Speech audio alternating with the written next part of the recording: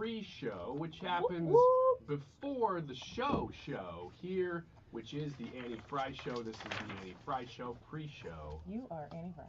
I am your host, Annie Fry. Annie Bernard Fry. You said that like you know a Bernard Fry. Well, it sounded like Andy Bernard from The Office. I've never watched that. The tongue really I got easily, you. and I was like, oh, I regret my choice to choose Bernard there. So, good show today. Deroy Of 2022. You do your part there. Okay, we'll start off with the YouTube poll. Today it is asking, what was the Trump effect on the 2022 midterm elections? Was he an asset, a liability, or did he have no effect on midterms? That is a Loaded question. Yeah. Loaded question. Loaded question. I have much to say on that. I'm expecting there to be a lot of comments on this. I will be reading them all throughout the show and starring them. That is a big poll question for today. 105 we'll have Deroy Murdock on with us, and then at 125 we have Matt Pauley. He is the host of Sports Open Line on KMOX. And we're going to talk about that giant Aaron Judge contract that the Cardinals did not sign. He's live from the winter meetings in San Diego. Yeah. So I'm surprised it's Wednesday and there's still. I thought something would have happened by now, but he'll know more than that than me. He posted a Twitter thread this morning. He's been taking videos of himself, like kind of giving updates out at the or whatever that is officially called. And it was a seagull that flew in one of his videos, and he got scared, and then he posted a picture of the seagull. This thing was huge, so check him out on Twitter if you want to see that. Matt Pauley, he's a great guy. I'm excited that we'll be talking to him. The seagull's name was Steven. You know, I feel like I really need to listen to this interview because maybe I'll load up on some baseball information, and maybe next season I'll have more to contribute with. Maybe not. But It doesn't matter if you do or if you don't. yeah, I was gonna say it's Not just as long as it's entertaining. Yep. Come into that interview and say, did the Cardinals finally sign Mark McGwire? Don't do that. Don't do that. What? Han Solo. That's what I said last Han season. Solo. You want to talk about what's in Wiggins America? Yeah, Wiggins America. Boston is moving, and they're not the only city, but they're the latest, to try to allow 16-year-olds to vote. So there's a lot going to happen in Wiggins America. I've got a whole bunch of stuff for that. Did you message us and tell us what you're doing? Mm-hmm. I didn't get it. At 10:55. Also, the poll question is more loaded than my nacho fries because I got them plain. But I did want to mention. So you just got fries. I just got fries. Right. We got 14 seconds before we're in. Okay. So I don't know if we got time for your French fry story. I don't have a story. I just want to recommend nacho fries if you haven't gotten them. They are good. I've heard a lot about them. They're very good. All right, bye. $100 gift card with your pre-owned purchase or shop us 24/7 at DaveMunganess.com since 1965. That is exactly what I needed to hear. Thank God someone here knows what they're talking about. That's us. That's right. Gotta love this American ride. All right, you need to take the time and get the full picture. Come on, turn the radio on. It's Saturday and I won't be long. Don't get me wrong, I love the ladies. I mean, they rev my engine, but they don't belong in the newsroom. It is Anchor Man, not Anchor Lady. What do you want from me? I'm not America's sweetheart. Goodness sake, kid. Keep your voice down. Your father's listening to the radio. I'm not America's sweetheart. This is the Annie Fry Show. Happy Wednesday. Welcome to the Annie Fry Show. We're glad to spend some time with you this afternoon. Excuse me. So we got an interesting YouTube live chat poll today, and I'm going to start the show off with this because I want to fire you up and get you motivated to go to the Annie Fry YouTube channel specifically to vote in today's YouTube live chat poll. What was the Trump effect on the 2022 midterm elections? You got three choices. Was it an asset, a liability, or no effect? So you go to the YouTube live chat on the Annie Fry YouTube channel, cast your vote there, and leave us a comment if you want. We always cover those at the 2:45 segment in this show. So if you want to hear your comment potentially be read on the air, You can do that at 2:45. But probably, depending on how many comments we get throughout today, it's possible that we're going to be reading some of those comments maybe a little bit earlier and maybe a little bit more often. Let's listen to some of the reaction from last night. This election, both in November and now here on December the 6th, shows that Americans believe in democracy. During some of the darker times, people said, woo, the democracy, I don't know if it has many days left. But both in micro, what happened in Georgia, despite the efforts of Republican legislature to make it harder to vote, our people voted. People voted. Georgians voted. They said, we're not going to let these barriers stand in our way, even if we have to wait online in the rain. So you have, I assume that was Chuck Schumer speaking there. Chuck Schumer talking about against all efforts by the Republicans to try to disenfranchise voters. You have record turnout in Georgia. After those election laws, remember those election laws? You remember talking about the Georgia election laws? Remember when the All-Star game was pulled out of Atlanta? Why? Because Georgia was racist for their election laws. And Black Democrats still won the Senate seat in Georgia. Herschel Walker loses. Raphael Warnock wins. The Senate goes 51 Democrats. Quite the opposite of what people were saying was going to take place in the Senate before this point in time. The possibility existed, Brian Kilmeade was talking about this, I think, with Mark Thiessen in his show today, that we could very easily, I predicted, I think, that we would get 53 seats maybe. The possibility existed we could get 54 seats. The Republican map in 2024 is incredibly favorable. Democrats are going to have to put up quite an election in order to make gains in 2024. And so the Republicans were up against it. But here's the thing that we need to be paying attention to right now. Look around you. How's it going?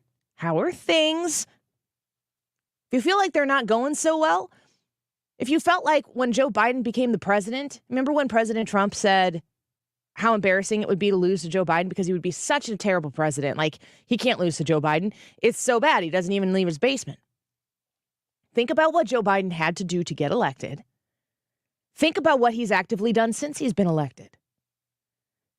Think about what is going on in the world around you, what's going on with your retirement savings, what's going on with your grocery bill, what's going on up and currently down a little bit with the price of gas, but it's still higher than when Joe Biden took office. Think about what's going on in our classrooms. Think about what's going on. Look at the state of Illinois with their HB 5855 gun grab bill. They're coming after your guns. They're going to make you register them. Be prepared for that. It's coming January 1st.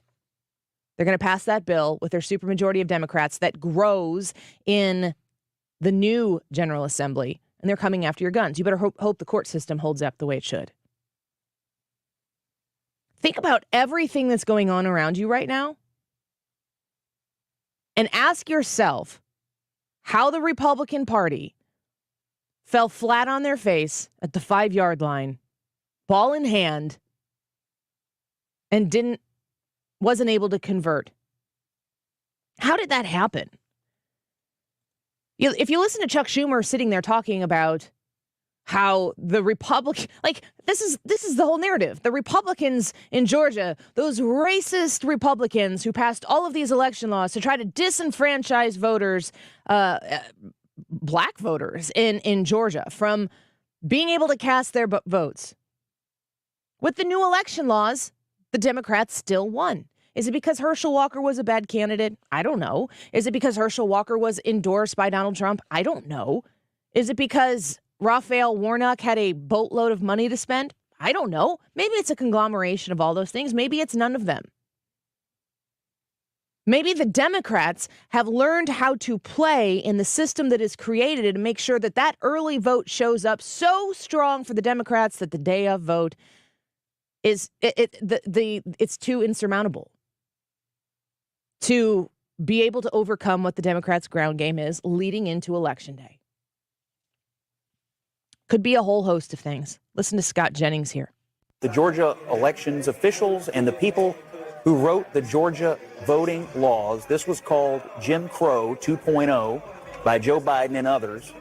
And everybody voted, good turnout, good election, nothing bad happened. Governor Duncan, all the Republicans down there who took all the grief for that, I think it should be said, this worked swimmingly in Georgia. So it worked. That's what they're saying here. He is an on-air contributor for CNN. He's a conservative commentator over there. But he's talking about how this was called Jim Crow 2.0. This is where Joe Biden said this wasn't, they're making Jim Crow look like Jim Eagle. It's one of those famous Biden slogans. What does Laura Ingraham have to say about it? I have a question. This might be a dumb question, but why is it that the heavily Democratic counties are always the last ones to report? I mean, presumably they count, and there are numbers, and they count. There are more people, obviously, but it seems like it kind of, this is, I hate to say this is just a familiar refrain, but it's a very familiar refrain to us from election night past to just the midterms, et cetera. The Democrat counties are always the last ones to report, she says there. But I get so frustrated watching election results come in, and to the point where I just quit doing it at this point in the process, because people on the right, folks, the Republicans are always winning until the end.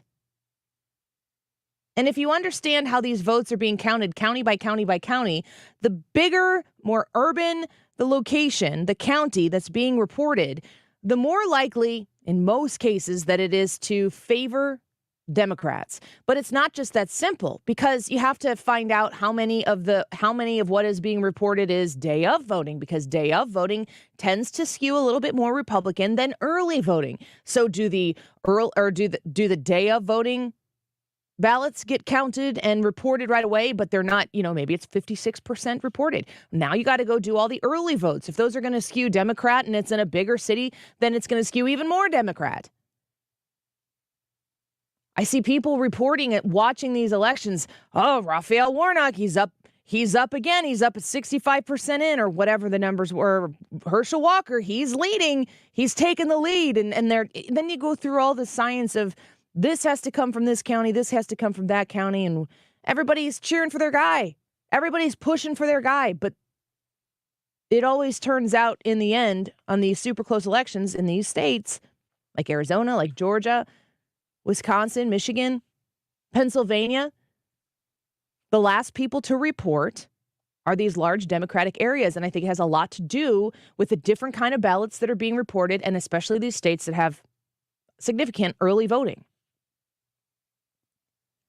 Senator Thune has a comment on our YouTube live chat poll today. We're going to get to that here in a second, but I want you to listen to what Mercedes Schlapp has to say. I also think that there's a huge discrepancy that's happening right now between the Democrats and Republicans. The Democrats are outraising Republican candidates.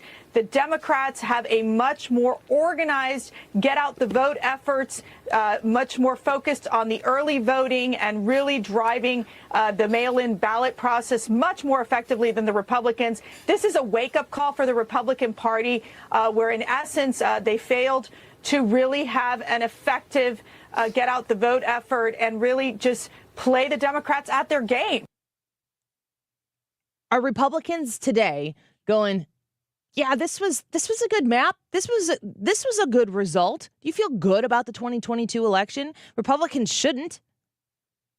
I don't care really about the Senate map being unfavorable to Republicans going into it because of the amount of Republican races that had to be challenged and the amount of Democrats who were going to feel pretty secure in their ability to win re-election or to protect the seats they had. That doesn't really matter to me, because if we look around at what government is currently doing, I am very uncomfortable with the direction this government is taking this country.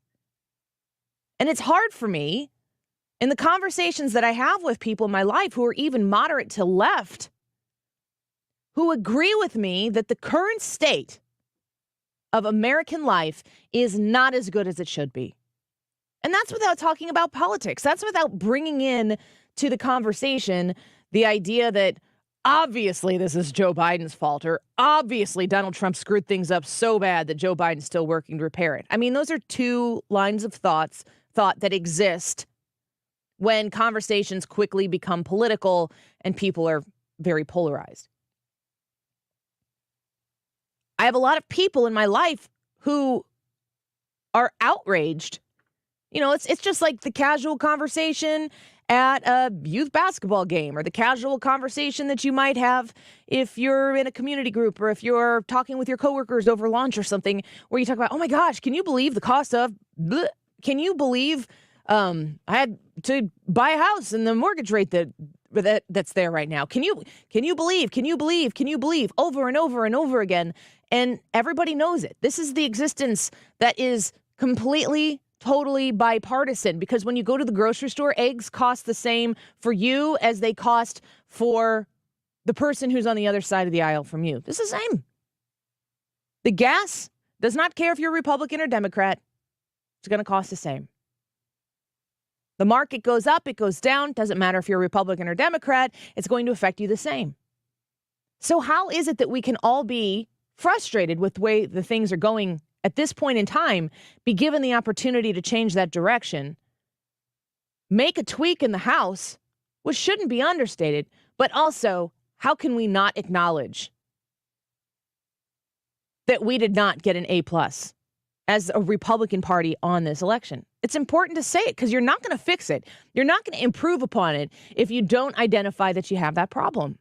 You're not going to be able to make the next election more successful if you don't look at where you are right now and triage the situation and say, this is great, this is not great, this was a ridiculous crisis, disaster, that's got to go. What are those things? I don't know that I have those answers.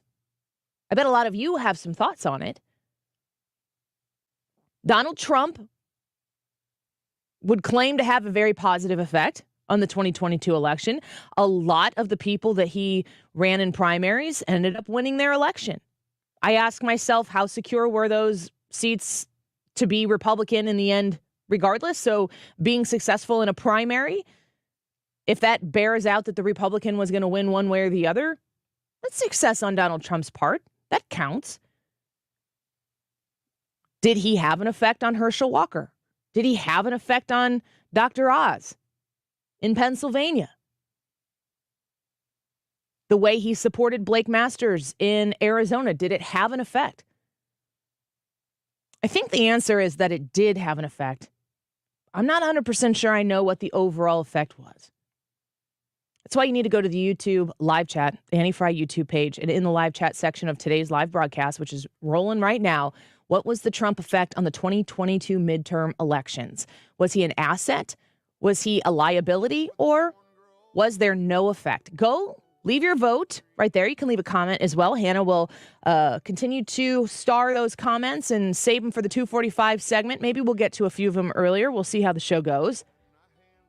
And I expect to have people very emphatically, very passionately all over this poll and very varying responses. So stick around. We're going to be right back here on the Annie Fry Show. In the 1 o'clock hour, we're going to speak with Deroy Murdock. And at 1:25, Matt Pauley is going to join the show from San Diego, from the winter meetings in baseball.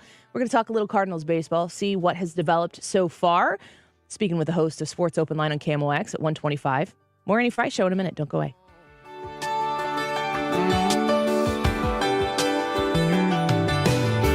I remember the first time I saw that name. You're listening to the Annie Fry Show on St. Louis's home for conservative talk.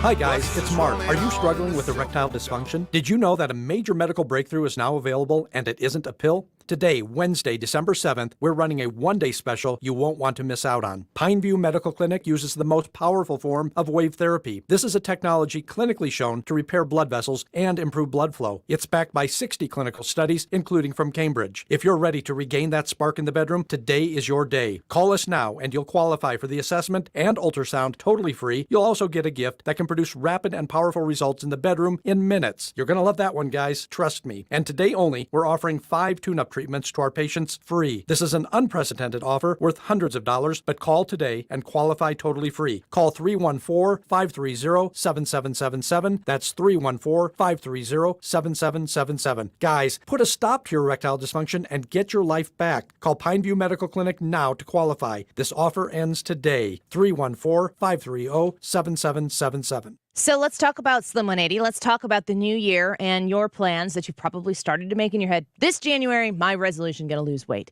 Well, save money now with Slim 180. They're offering $180 off a nutritional guidance weight loss program through December 19th. Do a Slim 180 and get $180 off. You can get this, secure this amazing deal right now and start when you are ready.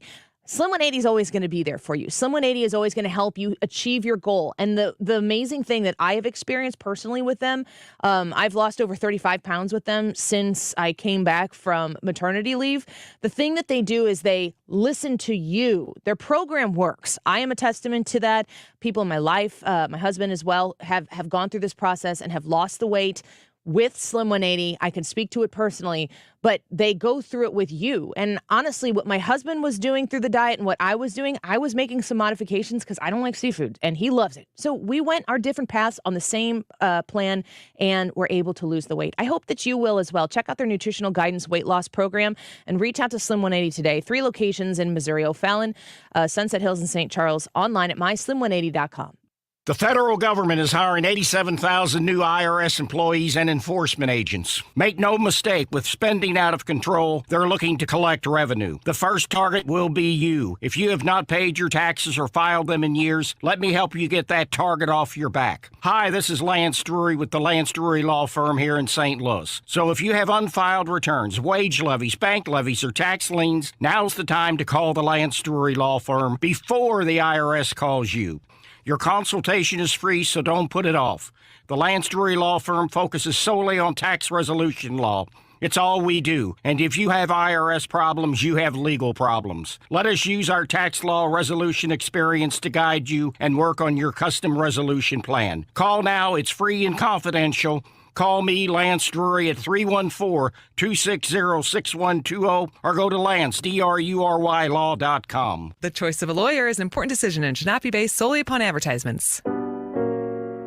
Hi, Thomas Helbig here with the Retirement Advisory Group. We'd like to wish all of you a Merry Christmas and a Happy New Year.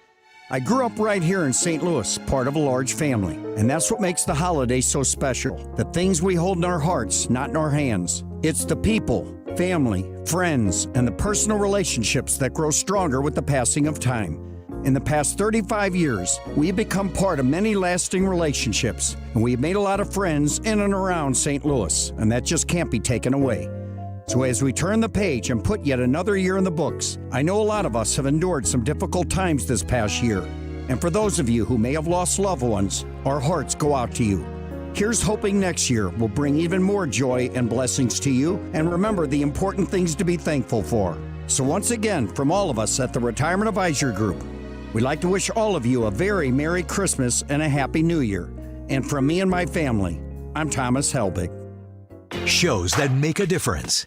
Mark Cox, Brian Kilmeade, Annie Fry, Mark Reardon and Dana Lesh, Heidi Harris, Wiggins America. Where St. Louis comes to talk. 97.1 FM Talk.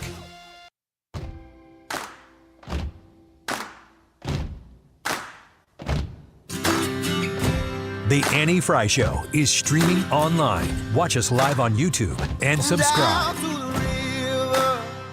Come and let yourself in. Make good on a promise. Never hurt again. If you're lost and loaded, you're broken down. Bring all of your trouble. Come lay 'em down. All you sinners and the weak at heart. All you helpless on the boulevard. Wherever you are now, whatever evil you found,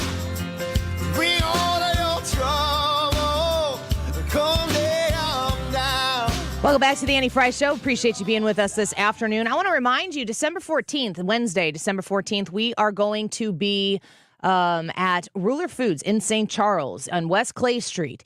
We want you to join us noon to 3 at Ruler Foods, and we are doing a canned food drive for the St. Louis Area Food Bank.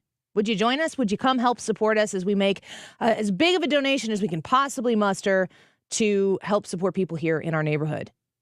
Right here in our community, your help goes a long way. And it's difficult right now, while things do cost a lot more money than they usually do, to find the extra spare money to make the donations that maybe you would have done if inflation wasn't at 8% or if supply issues weren't a concern.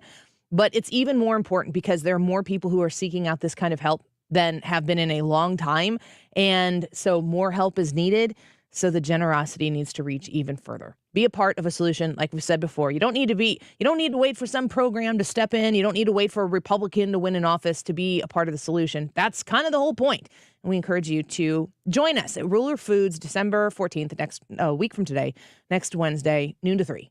Would love to have you and your friends, bring your coworkers, come say hi.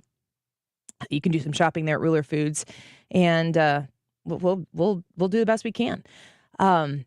The border has been an issue that has come up here quite a bit lately because President Biden has made a visit to Arizona. He's going to Arizona, and he seems to consistently dismiss the issue of the border being of a great concern. Listen to Congressman Tony Gonzalez. There's no doubt that President Biden has abandoned America when it comes to the border. And I'll give you 14 reasons why the border should be important, because 14 Border Patrol agents have committed suicide this year. If that doesn't get your attention, I don't know what does.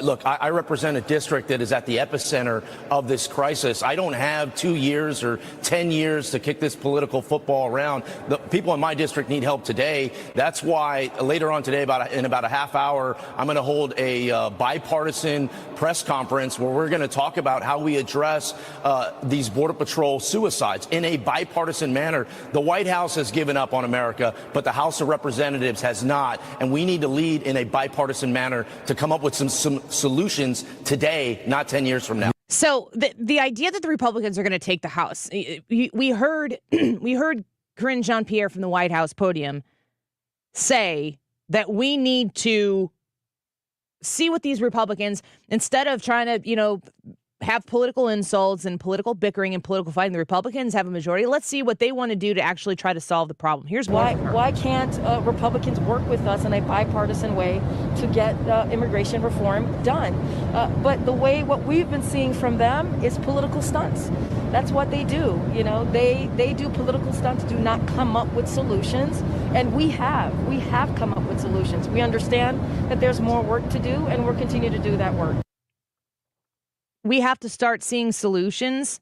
We have to come up with solutions the Republicans don't want to work. There's nothing that we can even come together to agree upon.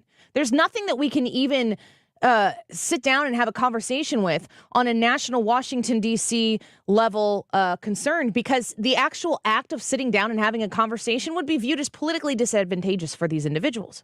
So we don't sit down and talk about it. I think when Donald Trump was president, there was, he was talking about extending some, I know that a lot of people would refer to it as amnesty, but some access to permanent status here in the United States for some of the DACA recipients. And he couldn't get the Republicans to agree upon all of that.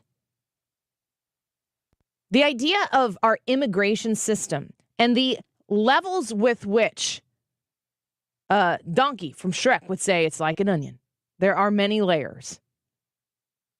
When you start peeling back these layers, there's not one issue that needs to be fixed, but it's always talked about in the national conversation in that way. It's always discussed in a way that suggests there have been people here who've been here. They came here. They didn't even remember coming here. You're going to send them back to a home that they've never had.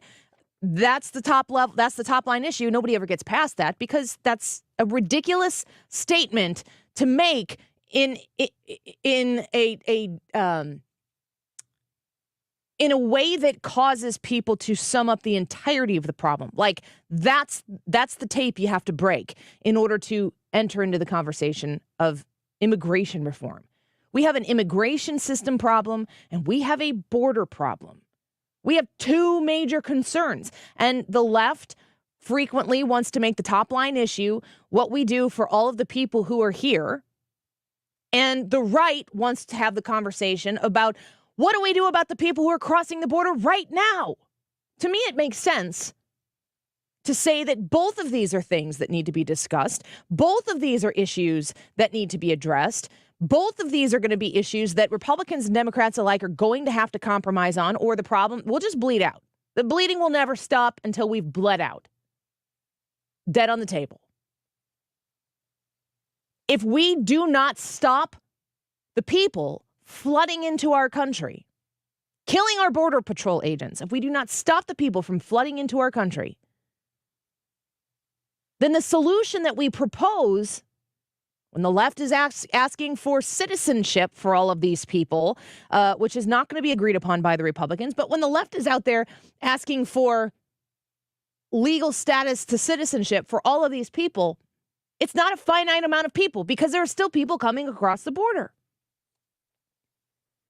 It's still an ongoing problem, and you have to go to where the problem is emanating from and stop that from happening and then assess the damage that has been done to this country because we haven't enforced the laws that are on the books. The laws are right there, folks. We don't even really need to go past any sort of major immigration or border control bill to make a drastic difference on what's taking place on our southern border right now. We could go and start enforcing those laws. We could invest in securing our border. If you don't want to do it with a wall, we certainly need it with agents and technology. And we have to have a message from the tip top, right above Kamala Harris, who's the border czar, which is ridiculous. Imagine for a second thinking that the president of the United States had the thought, conceptualized the thought that we needed to have a czar for the border. Why would he need a border czar if he wasn't going to have anything done to the border? Why did he highlight the vice president of the United States and put on her plate that she needed to address the situation taking place at our southern border, and then nothing happens? Karine Jean-Pierre, the mouth of the administration, is there to say that now that the Republicans are taking the majority in the House, let's see if they have any solutions to this problem. Well, thanks for identifying that there's a problem. They're saying that they're trying to put together things to work on it, and the Republicans won't work with them. Show me. Prove it. There's no way that any American can look at the southern border and say, that's not good. You can't do it. If it were your town, if it were your neighborhood, if it were your home, if it were your backyard, if it were your neighbor's backyard, you would not like it. There are HOAs in the United States that are incredibly more strict than our own southern border, our own sovereign southern border. Listen to Fox News here. Sources within the LA DA's office say this new directive from George Gascon allows anyone under criminal investigation to contact the DA's office before a case is filed and notify them that charges could have, quote, adverse immigration consequences. And if alternatives exist, DAs are told to pursue those instead. So what this means is this. When you're booked into jail, your name is run against an immigration database. In most states, a felony arrest or conviction can trigger deportation. But in sanctuary states, police and prosecutors can't cooperate with immigration. This policy, however, goes further and applies to serious crimes, domestic violence, assault, attempted murder, that even under California law can mean deportation. Well, Gascon does not want that to happen, telling his deputies don't go to court, don't file charges, plead it down, dismiss, or seek diversion without flagging immigration. We have policies all over this country right now that are not protecting the residents, the citizens of this country.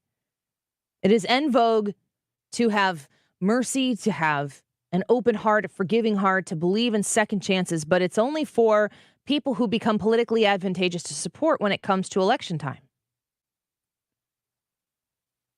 People feel less safe. It's more expensive to live here, and yet the flood of immigrants comes across our southern border. There's obviously a brokenness to our country right now. The obvious solution isn't more Republicans. The obvious solution isn't more Democrats. It starts way before that. Republicans and Democrats alike are just there capitalizing off of the brokenness for as long as they can. Understanding your core fundamental values as a society, as a culture, as a country. It's very difficult in America to do that because we are truly a melting pot of people. We have all different cultures that come together, and the idea of America is that we respect all of those cultures at the same time. It's not like that in any other country the way it is in the United States. There is an understanding of what French culture is. There's an understanding of what Spanish culture is or what British culture is. There's an understanding of what Chinese culture is, Russian culture. There's an understanding of what Mexican culture is and what Canadian culture is. The people who come to this country legally, illegally, the people who have been here because generations ago their ancestors came here, we have all had to come together here and we've had to coexist. And that is a difficult thing to do. It's the most blended family on the face of the planet. That's not always an easy thing to do, but if you've seen successfully blended families, you know that they can be incredibly strong. They have to withstand challenges and rise above challenges that make them stronger because of what they've gone through. You have to support people and understand people who come from different walks of life. You have to be able to be together and coexisting at the same time without necessarily having to share everything the same with another person. You don't share the same blood. You don't share the same background, the same traditions, the same, Christmas expectations of where you go and when you go, or if it's Christmas at all. We do this on an individual basis, as does every other culture around the world when it comes to blending families together. But our country as a whole is a blended family.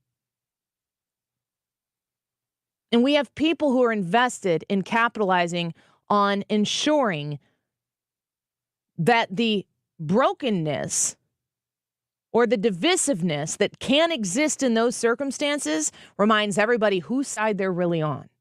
There's money in it, and there's incredible power in it.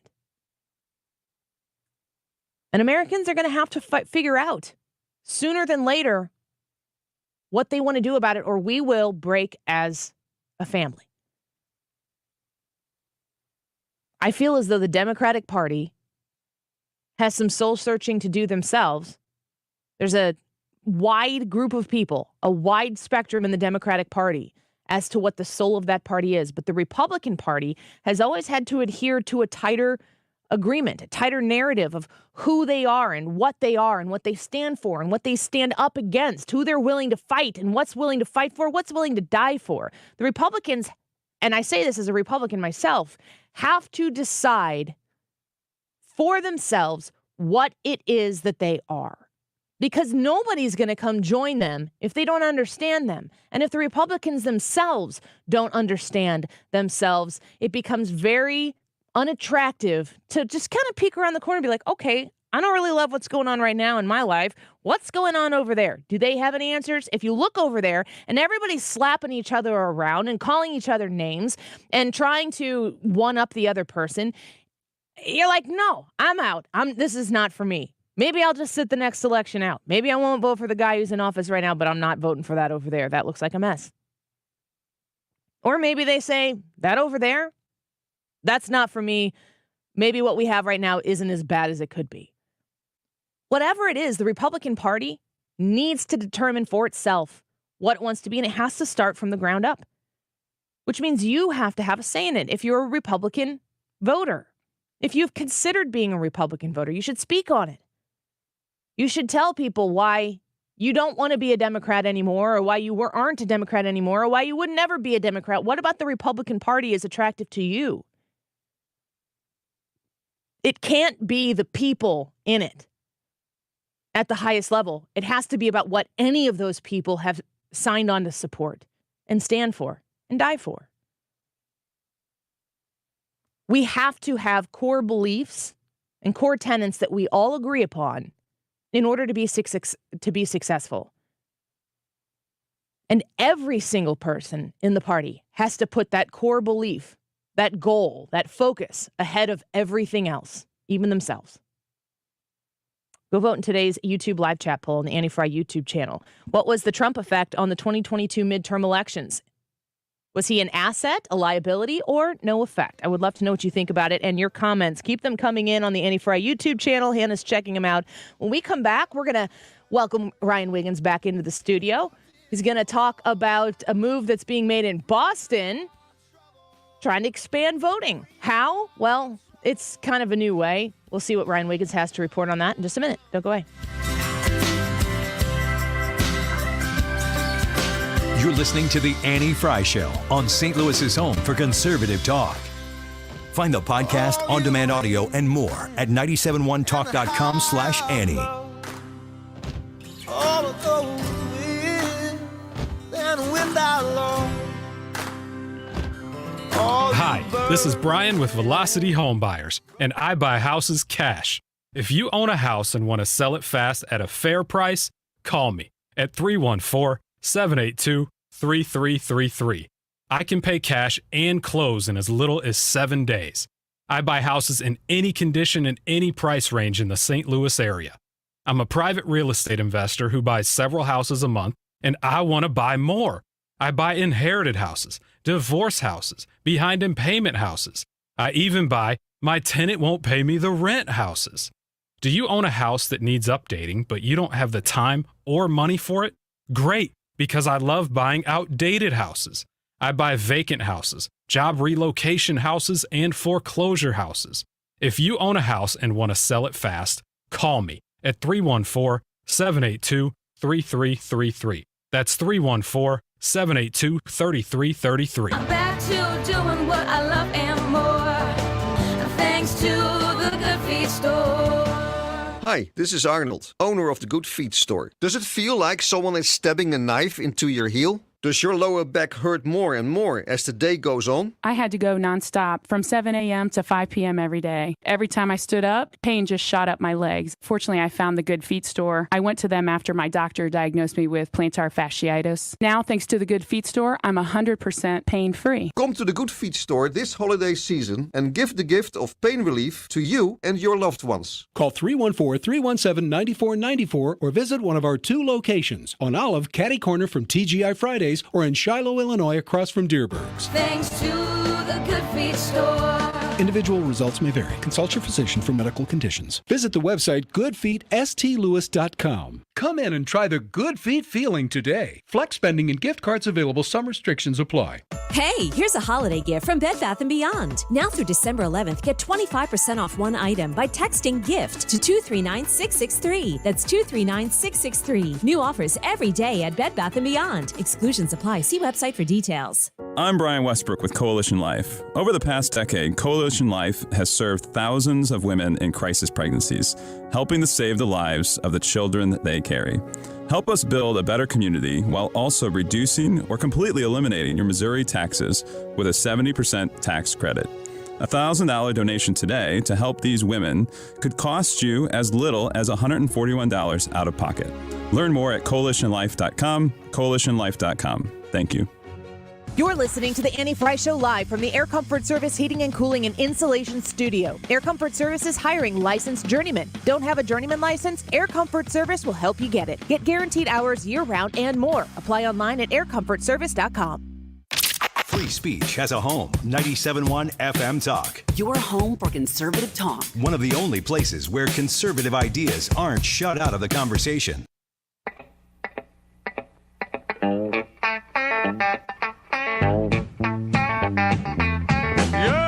This is the Annie Fry Show. Name of Moses was a Cajun. He lived by himself in the swamp. Follow Annie on Twitter at Annie Fry Show. It just knock him in the head with a stone. The Louisiana law gon' get you, Amos. It ain't legal hunting alligator down in the swamp, boy.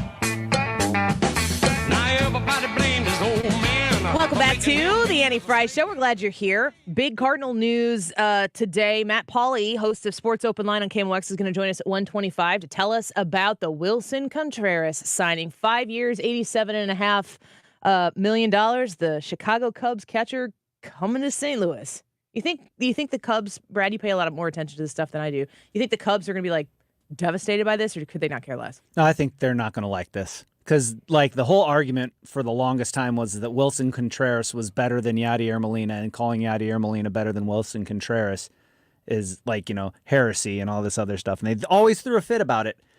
And now he's on the Cardinals. I hope he's better than Yadier Molina was last year. Yeah. Well, I think that he will be. Well, I mean, yeah, obviously. Plus, the Cubs have just signed Cody Bellinger. Yeah, and Corey. Tyan. Was it Corey?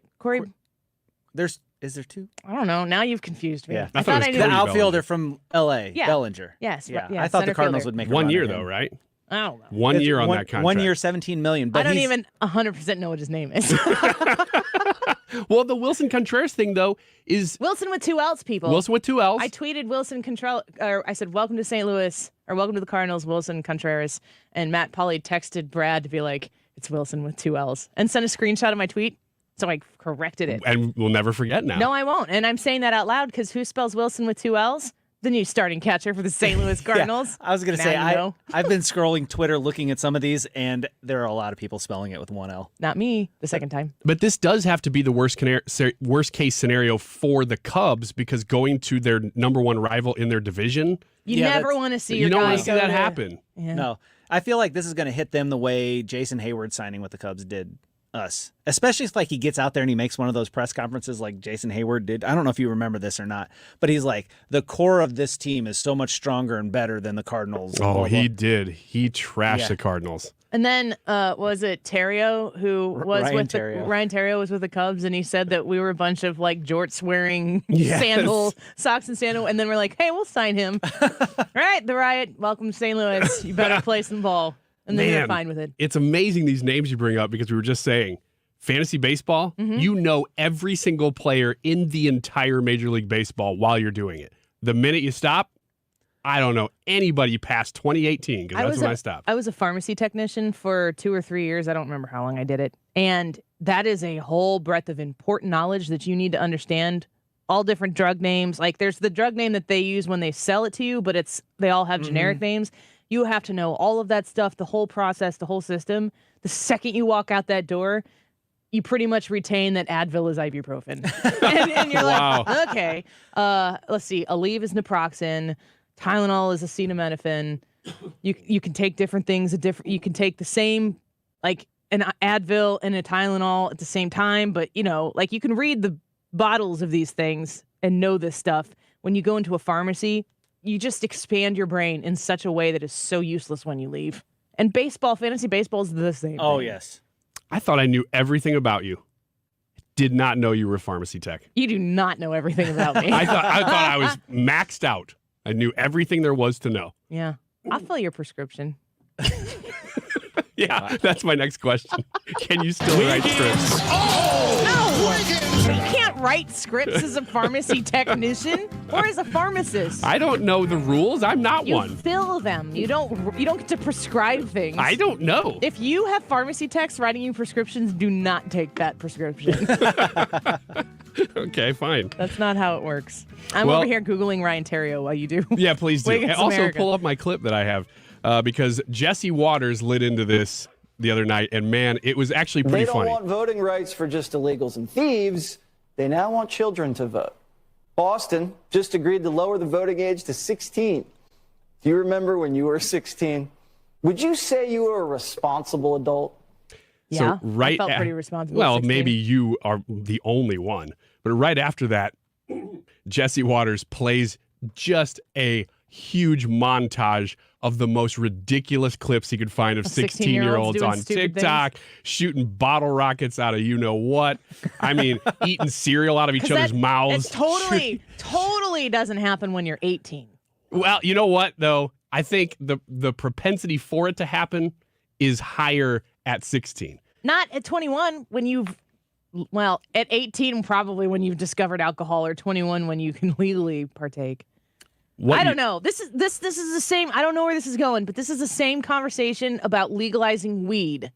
Because the more I research whether we should legalize weed, the more my brain goes, we should outlaw alcohol. Like that's and so funny. Then I just I'm taking myself out of this. The more we talk about should 16-year-olds vote, the more I think maybe you should have to be 30. That's kind of where I'm headed with this, and it's where you were unintentionally going to, is that if 18-year-olds are doing the same things, well, then aren't we just arguing that the voting age should be raised to 21 or something like that? It's kind of a scary conversation. But yeah, the story is that in Boston... You can die for your country at 18. Yes, you can. And I've got a list of things here that I will go through here. But a Democrat-led push to give teens the right to vote is gaining steam in some regions of the U.S., so not just there. The latest victory occurred in Boston, where the city council overwhelmingly approved a petition last week to let 16 and 17-year-old residents vote in local elections, according to WGBH. Now, there's still some legal hurdles it has to jump through, but this is happening. And it is, point of reference here, it is not, you can't be 16 years old in Boston and vote for Elizabeth Warren in the Senate race. So these are local elections only in the municipalities that they affect. Is that what they did in New York City with the illegals? Illegal people? That's what they were trying to do. Now that gets struck down. Yeah, but I mean, that was having non-citizens vote was just for super local. Just for local elections. But that's where it starts. Yes, exactly. And that's kind of my question is, does this, because it's not the only place where this is happening.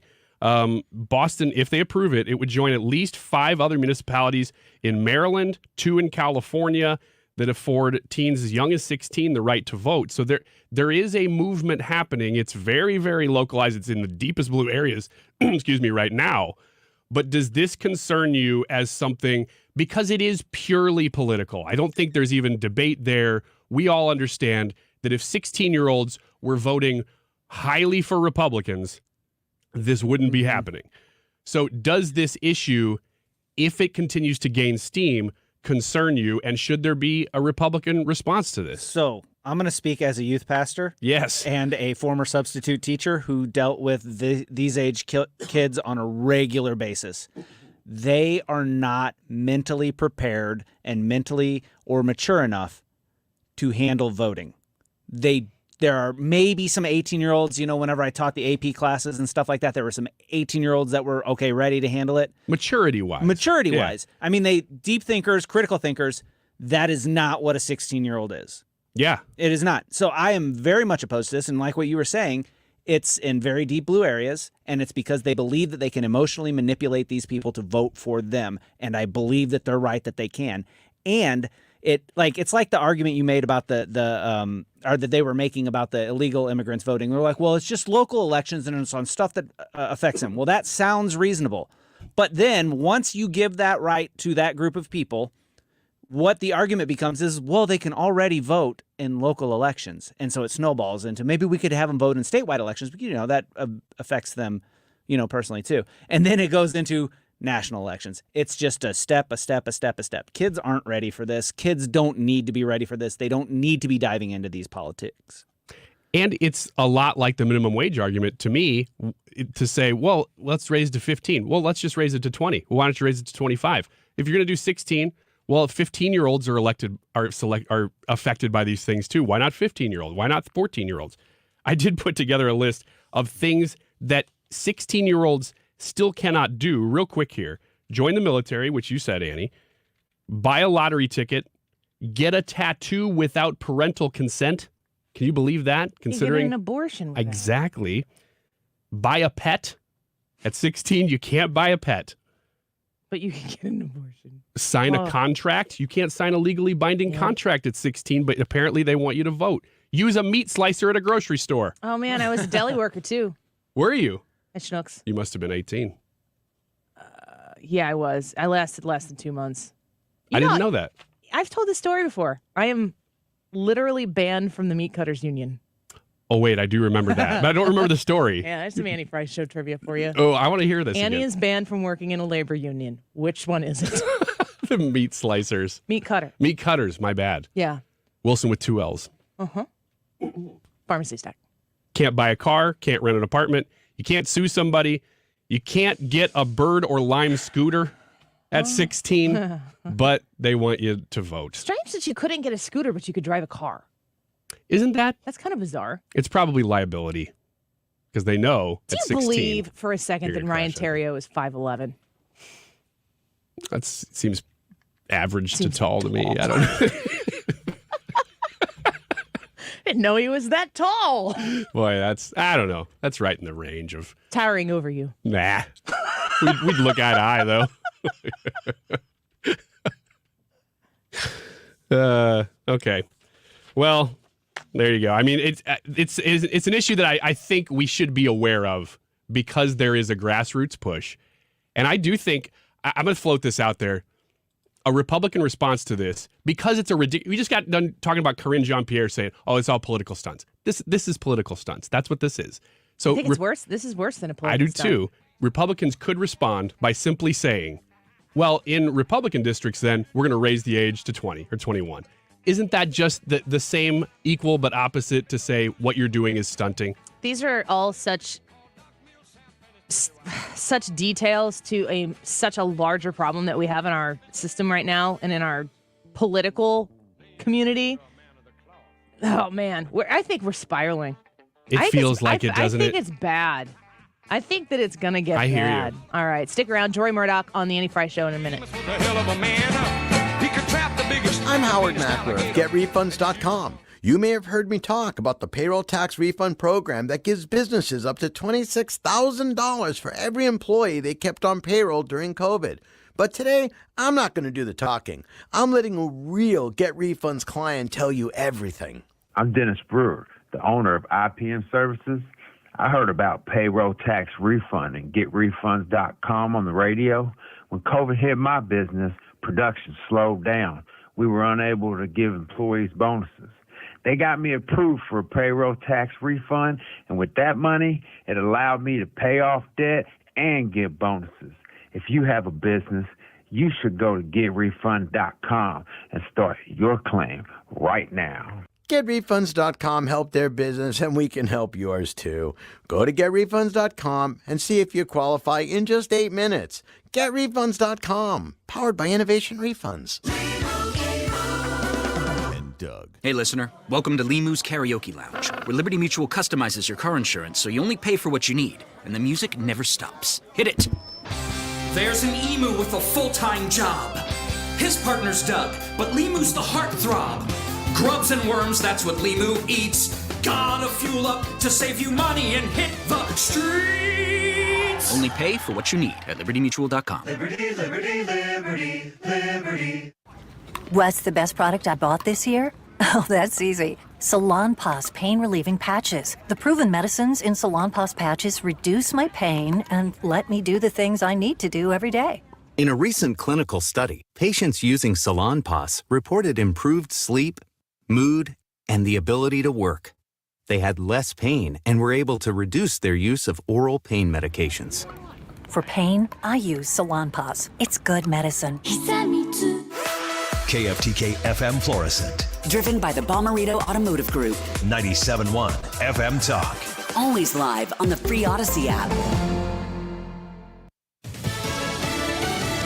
A fight over election power at the U.S. Supreme Court. Lisa Brady, Fox News. The justices hearing arguments in a North Carolina dispute between state lawmakers and state courts over regulating voting rules in federal elections. Right now, disputes go to state court. Those in favor of change cite the independent state legislature doctrine. They argue the U.S. Constitution actually gives state lawmakers power to oversee federal elections such as mail-in ballots, district boundaries, and voting rules. Opponents worry that state lawmakers could potentially throw out the electors chosen by voters on Election Day, put their own electors in, meaning that state legislatures could potentially pick a president of the United States. This is what then-President Donald Trump pushed after he lost in 2020. Fox's David Spunt at the Supreme Court. The case also focusing on the power of state courts to reject congressional districts drawn by state lawmakers if they violate the state constitution. Democrats will have a small but significant cushion in the Senate after winning a Georgia runoff. Coming off the heels of Senator Raphael Warnock's victory in Georgia, giving Democrats a 51-49 majority in the Senate, an excited Senate Majority Leader Chuck Schumer says he still wants to work with Republicans. There are a good number of Republicans in the Senate and the House who are not MAGA Republicans. Schumer says the majority will make it easier to get President Biden's judicial nominees on the bench, committee chairs more flexibility to move bills forward, more oversight ability, and subpoena power to deal with issues like corporate corruption. Fox's Ryan Schmelz in Washington. Republicans take control of the House in January. For now, both parties are working to meet December deadlines, including a spending bill needed to avoid a government shutdown next week. Police just confirming a shooting at a Walmart in Georgia, but it was a fight between two groups of people who knew each other. One person shot, no word on arrests. America's listening to Fox News. Dell Technologies' Days of Deals for Business start now with fresh, limited quantity deals on tech to drive productivity. Save on select performance laptops and desktops powered by 12th Gen Intel Core processors. Don't forget special pricing on the latest monitors, docks, and accessories, plus free shipping on everything, and special financing with Dell Business Credit. Call a Dell Technologies advisor at 877-ASK-DELL. That's 877-ASK-DELL. At Simply Safe Home Security, your safety is the only thing that matters. So this holiday season, we're giving you 40% off any new system, because feeling secure in your home is a gift that everyone deserves. Named Best Home Security of 2022 by U.S. News & World Report, Simply Safe protects your whole home with advanced technology, powered by 24/7 professional monitoring. Visit simplysafe.com/holiday to save 40% today. There's no safe like Simply Safe. Air Comfort Service, heating and cooling, weather. Chief Meteorologist Dave Murray. A mix of clouds and sunshine as we go through our Wednesday afternoon. 52 for the high. Tonight, clouds dominate, rain developing primarily late tonight. 42 for the overnight low. So anything we see overnight is rain. Thursday, it's all rain. Periods of rain throughout the day is soaking rain. 55 for the high. Half-inch to an inch of rain possible. The rain comes to an end Thursday evening. This is 97.1 FM Talk. Chief Meteorologist Dave Murray. Next Wednesday, December 14th, The Annie Fry Show is broadcasting live from Ruler Foods in St. Charles. Stop by and donate a few items in support of the St. Louis Area Food Bank. The Annie Fry Show at Ruler Foods in St. Charles. Next Wednesday, December 14th. Stop everything you're doing right now and ask yourself, are you currently receiving steady paychecks? What about when you're retired? Will you receive a monthly check to cover your expenses and also have some fun? Marvin Mitchell and the team at Compass Retirement Solutions calls this mailbox money. It's a monthly check you'll receive throughout retirement. They don't want you to worry about if the money will show up or how much money you'll receive. The only thing they want you to think about is how to spend it when it arrives. Find out how to get enough money in your mailbox every month when you're retired. Call Marvin Mitchell and the Compass Retirement Solutions team at 314-373-1598 to start working on a plan that can help you create the monthly income you'll need in retirement. Call 314-373-1598 right now and schedule a visit with Compass Retirement Solutions. 314-373-1598. Firm offers insurance services, investments, and services offered through Compass Retirement Group, a registered investment advisory in Missouri and Illinois. Finding great candidates to hire can be like, well, trying to find a needle in a haystack. Sure, you can post your job to some job board, but then all you can do is hope the right person comes along, which is why you should try ZipRecruiter for free at ZipRecruiter.com/radio.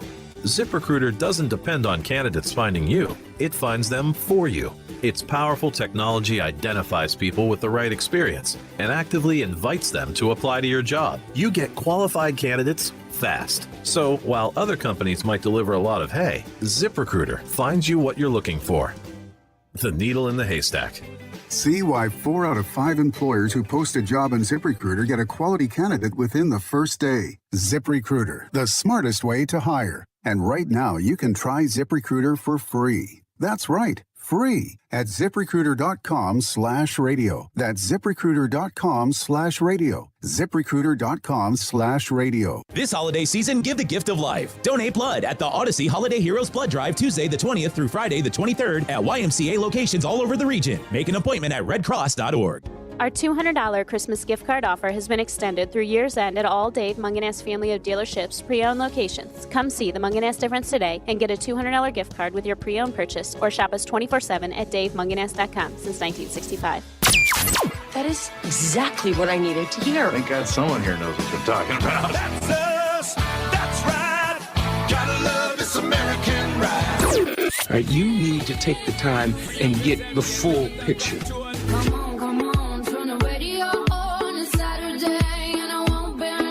get me wrong, I love the ladies. I mean, they rev my engine, but they don't belong in the newsroom. It is Anchor Man, not Anchor Lady. What do you want from me? I'm not America's sweetheart. Goodness sake, kid. Keep your voice down. Your father's listening to the radio. I'm not America's sweetheart. This is the Annie Fry Show. Well, again, and everybody was sabotaging the disclosure of Hunter Biden's corruption that would compromise a future president of the United States. And so he got elected. We've seen polls that said he wouldn't have been elected if this story had been known, if people had known this. And so there are a lot of people involved in this. It wasn't just Twitter. It was Democrats in Congress. It was the FBI. It was members of the intelligence community. There's a much larger story here than just the Twitter file. That is so important, listening to Senator Ron Johnson from Wisconsin, who won his reelection. I'm so glad, because it helps me when the senators' names rhyme with their state. Then I remember where they're from. Senator Johnson talking about the broader picture here, which is going to come into focus more and more over the course of time. We're going to find out how big of a deal this really is. People saying, as the Twitter files were dropping last Friday, this was bigger than Watergate. And I'm thinking, well, let's get all the information. Then they say that there are more Twitter files coming out, and then they don't come out. We find out this weekend that a man named Jim Baker, who has been a part of so many wild stories that have come out of Washington, D.C. for the last, 6, 7, 8 years, maybe even longer, he's at the root of all of this. What is going on with our intelligence community? Is justice blind in this country? And are they out there to advocate against you, to consolidate power against you? Let's talk to our friend Deroy Murdock about it. Nationally syndicated columnist and a Fox News contributor. Deroy, welcome back to the show. Always great to speak with you. And it's great to talk to you again. So talk to me about where you are with these revelations. I can't, if I have an evening commitment after this show, I miss so much information that has been coming out in the next revelation with the Twitter files or with Elon Musk, but also with our own Attorney General here in the state of Missouri, Eric Schmidt, his lawsuit and the depositions he's made, and what we're finding out about what the FBI knew, when they knew it, and what they did with it. Yeah, it's funny you mentioned you go out in the evening and you miss things. I had sort of the opposite situation I think it was last Friday. I went out to dinner or whatever. I thought, oh, nice quiet evening. I'll come home and relax. Of course, I turn on the TV. Oh, Twitter files. Oh, my God. So that means we can't have a quiet weekend. We've got to focus on this outrage. But, that's fine. It's important to get this information out. And basically what we're finding, we're calling it Twitter files. It really should be called the FBI files, because what we're learning is that this whole situation of trying to cover up the Hunter Biden laptop in the fall of 2020, the FBI was in the middle of all this. The FBI was going to Twitter, apparently having weekly meetings, not just a one-shot deal, but meeting with them every week, and saying, here's some stories you might want to watch out for, and if this comes up, it might be the Russian disinformation, so cover it up, etc. And they were at Facebook. There were other places. And you've got not the Democrat National Committee, which is a obviously politically oriented organization, but still a private organization, privately funded. But you've got the FBI, which is paid for by you, me, all of our listeners. It's a taxpayer-funded organization, and they're supposed to be even-handed. And here they are, hanging out in Silicon Valley, not putting their pinkies, but putting their elbows on the political scale to help get Joe Biden elected. This is like the old Nixon-era White House plumbers case, except instead of the White House plumbers unit, it's the FBI itself going in, and rather than breaking into places, they're sitting down with big media organizations saying, okay, cover this story up, don't mention this.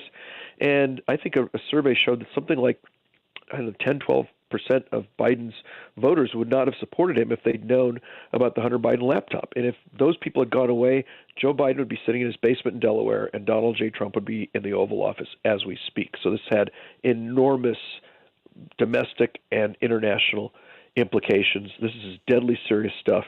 And having the federal government agency involved in a political campaign like this, not trying to keep things even-handed, but as I say, pushing one side and using censorship to do it, saying, okay, don't cover this story, cover that up. This, to me, is like the kind of thing you would have seen in East Germany under the Stasi or in the old Soviet Union. This is horrible police state type stuff, and everyone involved in this ought to be arrested, convicted, and jailed. Deroy Murdock with us right now, Fox News contributor, nationally syndicated columnist. I often try to remind, guests that I have, or when people are reaching out and talking about referencing things like you're referencing, like I'm 38 years old. These are a lot of the things that you're talking about are things that we learned in our history classes. It's been a while since we were in in history classes. As somebody who's 38, I'm almost, I guess, over the hill, so to speak. I didn't. You're the other side of the hill. Yeah, and I've heard the other side is just fine. I'm looking forward to it. It seems calmer than this current side of the hill. But I think it's important to remember that if you're 40 in this country, a lot of the context, when people talk about Jimmy Carter and compare Joe Biden to Jimmy Carter, I was not alive when Jimmy Carter was the president. I only know what I've been told, but there are people who have the reference point of living it and knowing it and understanding it, and they use that as a warning to say, look, this is where we're going. We've seen this before in the history of our country, in the history of the world, and they use that as kind of a warning. But I think that sometimes that doesn't hit people who are already 40 years old, and because they haven't experienced it quite like we did something like September 11th. We didn't, today we remember Pearl Harbor, and people compare September 11th to Pearl Harbor. I have a new vision of what Pearl Harbor might have been like because I lived through, as a 17-year-old, 9/11. Tell me, for the people, like from your perspective, what you want people to understand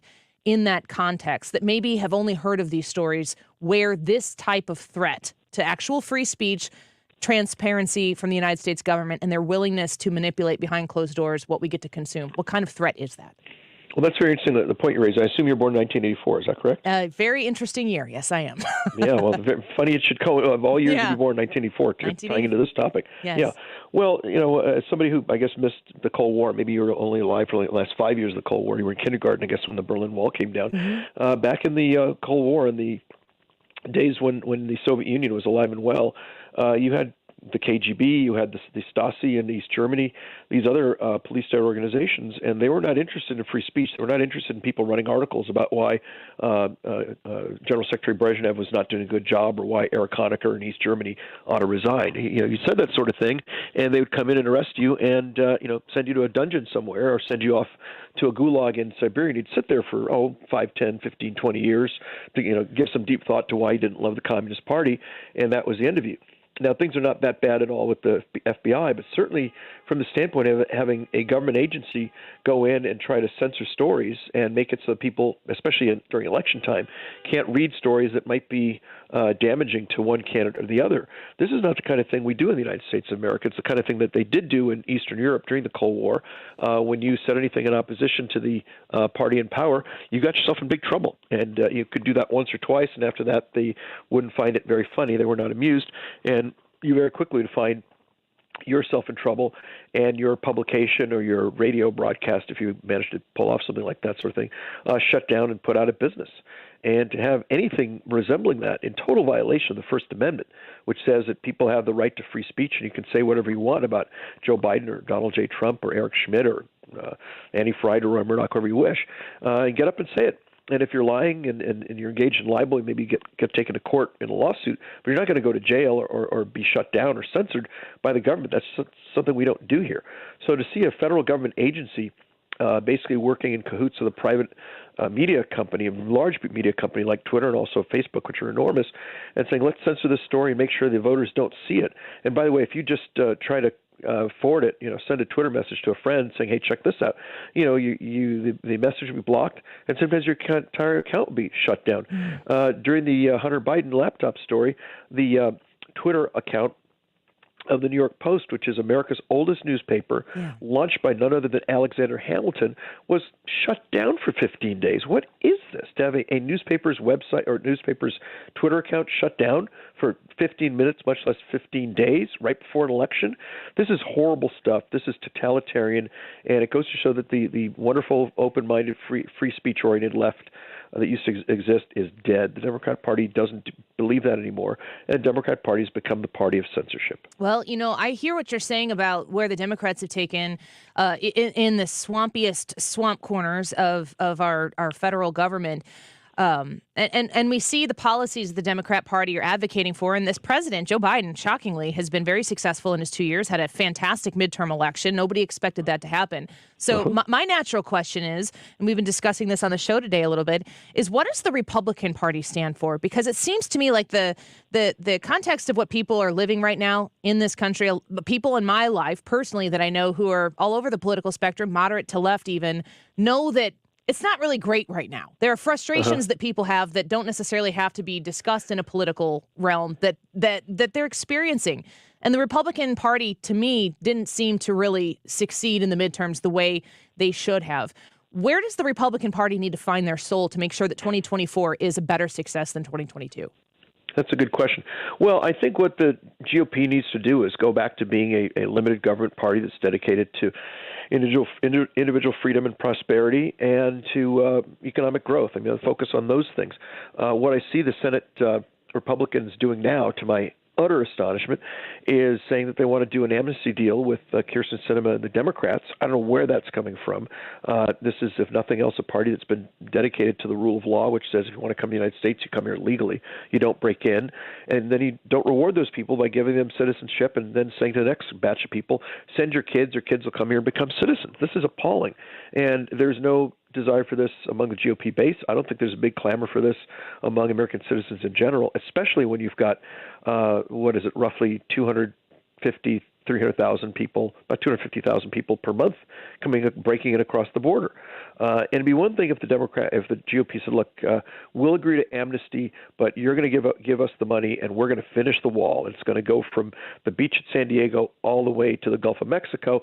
Maybe that is a deal worth having. But this idea where the GOP is basically going to act like the Make-A-Wish Foundation for the Democrats and just give them whatever they want in exchange for nothing as a great act of charity is mind-blowing to me. And that's the exact kind of thing that the GOP does, is just going to enrage people even further and I think dim the chances for the GOP henceforth. Deroy Murdock with us right now. Final question for you. We've been kind of discussing on the show today, like, where's the heart and soul of the Republican Party? We have a poll every day. Today's poll is what was the Trump effect on the 2022 midterm elections. And a lot of the people in our conversation online are suggesting that maybe the Republican Party needs to step away from the culture wars. There's a lot of things going on in our country that are maybe outside of policy. It's more about where's the heart and soul of the country. The left surely has engaged in the culture wars. The right has stepped up to respond to them. How important do you feel like culture wars are to the future success of the Republican Party? Well, we can't step away from the culture wars as much as we might like to. I mean, look, if you've got the woke-istanis, as I call them, talking about, I just read this a couple of days ago, some professor, I think of medicine or psychology, was saying that babies feel sexuality, or human beings feel sexuality from birth or from, age a month or two. And this whole idea of, let's sexualize the kids, let's teach 5 and 6 and 7-year-olds about sex. Let's talk about, Johnny, just because you have a penis, maybe you're a little girl, and Sally, you have a vagina, but you're maybe really a boy, and on and on. This sort of stuff is going on, and we can't just step away from it. We have to have boldness. We have to have answers to this. We need to hold people accountable. They engage in this sort of thing. They ought to be knocked out of office. If they're touching children, they sure ought to be arrested and imprisoned. So we can't step away from that. I know another big cultural issue obviously is abortion. I think the GOP needs to have solid answers on this, such as adoption reform, such as give women who want to have abortions, say, look, you don't necessarily have to do this. We're going to help you out. We'll give you medical care. We'll take care of you. You have the baby. We'll find some folks who want to adopt the kid, and the kid will live elsewhere, and you can go back to your life, whatever it is, go back to school, whatever you want to do. That is a positive, concrete step forward. Another is making contraceptives, making birth control pills available to women over the counter. If I want to walk into Walgreens and buy a box of condoms, I can do that as a man, no problem. A woman goes into Walgreens and says, hey, I want birth control pills. They'll say, well, talk to your doctor and get a prescription. So now you got to get a medical appointment. Maybe you don't have health insurance, et cetera. We got to make it as easy as possible for women to take non-abortifacient birth control pills or whatever you want. So if there's no pregnancy, there's no abortion to worry about because there's no fetus, there's no zygote or anything. That is a concrete step forward. forward. I think just saying, the states will settle it, like we're in the middle of a law school seminar, that sort of thing, I think leaves people cold. So the more the GOP can come up with actual practical solutions rather than just slogans, the better off the GOP will be, and the better off America will be. And they have to be vocal on it. They have to be willing to talk about supporting the woman's choice of life. And I've said this many times before, the conservative small government, like you said, that was the very first point that you made, getting back to limited government. We have to get back to encouraging the responsibility of non-governmental, nonprofit industries to be able to support these women, help them choose life, and encourage, places of faith and local community organizations that want to help these women choose life. We have to put that pressure on the private sector to step up as well.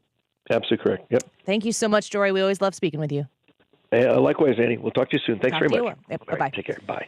Nationally syndicated columnist and Fox News contributor Deroy Murdock there. Quite an interview, as always, with Deroy. Let's take a quick break. Big Cardinals news. Have you heard? There has been a signing, a very highly anticipated signing. Wonder how you feel about it. I'm getting messages from people in my life that are very close to me, and they're telling me how they feel about it. I wonder how you do. Have you heard the news? Well, Matt Pauley, host of Sports Open Line on KMOX, is going to tell us the big breaking St. Louis Cardinals news when we come back. Don't go away.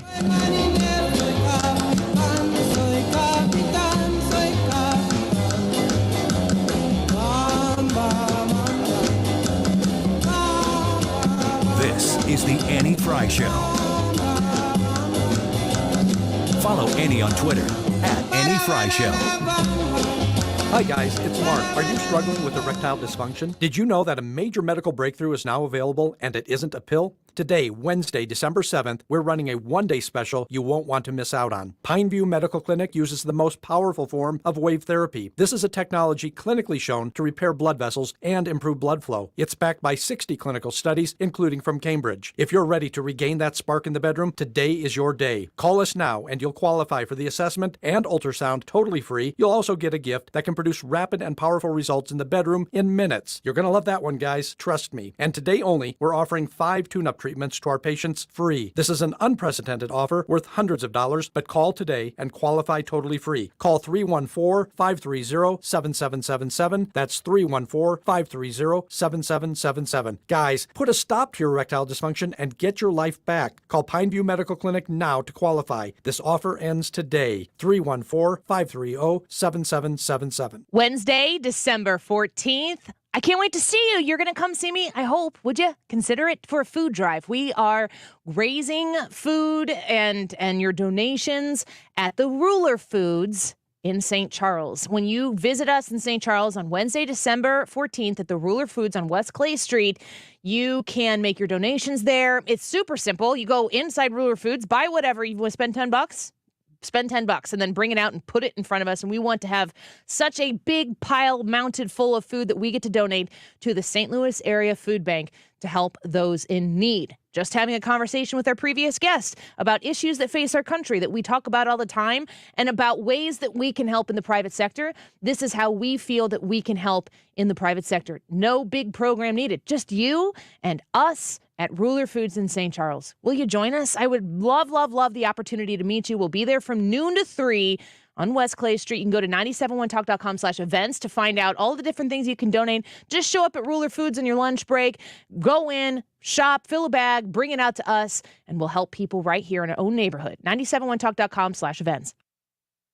You had a solid retirement dream. Sell your home in a few years, bank the equity, downsize, and travel. But inflation and recession has you wondering if all your hard-earned equity will still be there. What if you could recession-proof your equity right now? You can with Truehold. Truehold will buy your home for its best current value before a recession can erode it. You get to bank all the cash now and live in your home for as long as you want, and Truehold covers all property taxes, insurance, repairs, and maintenance. And since Truehold pays your home's current value in cash now, it's yours to do whatever you like. Don't wait for inflation, recession, and interest rates to erode your home's value. Visit Truehold.com and discover how much Truehold will buy your home for today based on its best current value, not what's coming. Call 1-855-300-9993 or visit Truehold.com. The smarter, faster way to cash out on your home's value without having to move. That's Truehold.com. St. Louis is home for conservative talk. The Mark Reardon Show. Wednesday afternoon, you're about to get walloped with your winter heating bill. Katie Tubb from Heritage will lay it all out. Weekdays from 3 to 6. The Mark Reardon Show on 97.1 FM Talk.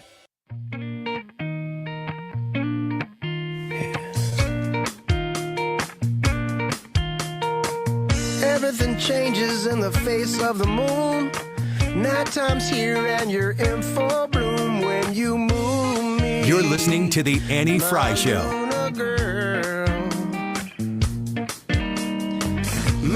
Follow Annie on Twitter at Annie Fry Show.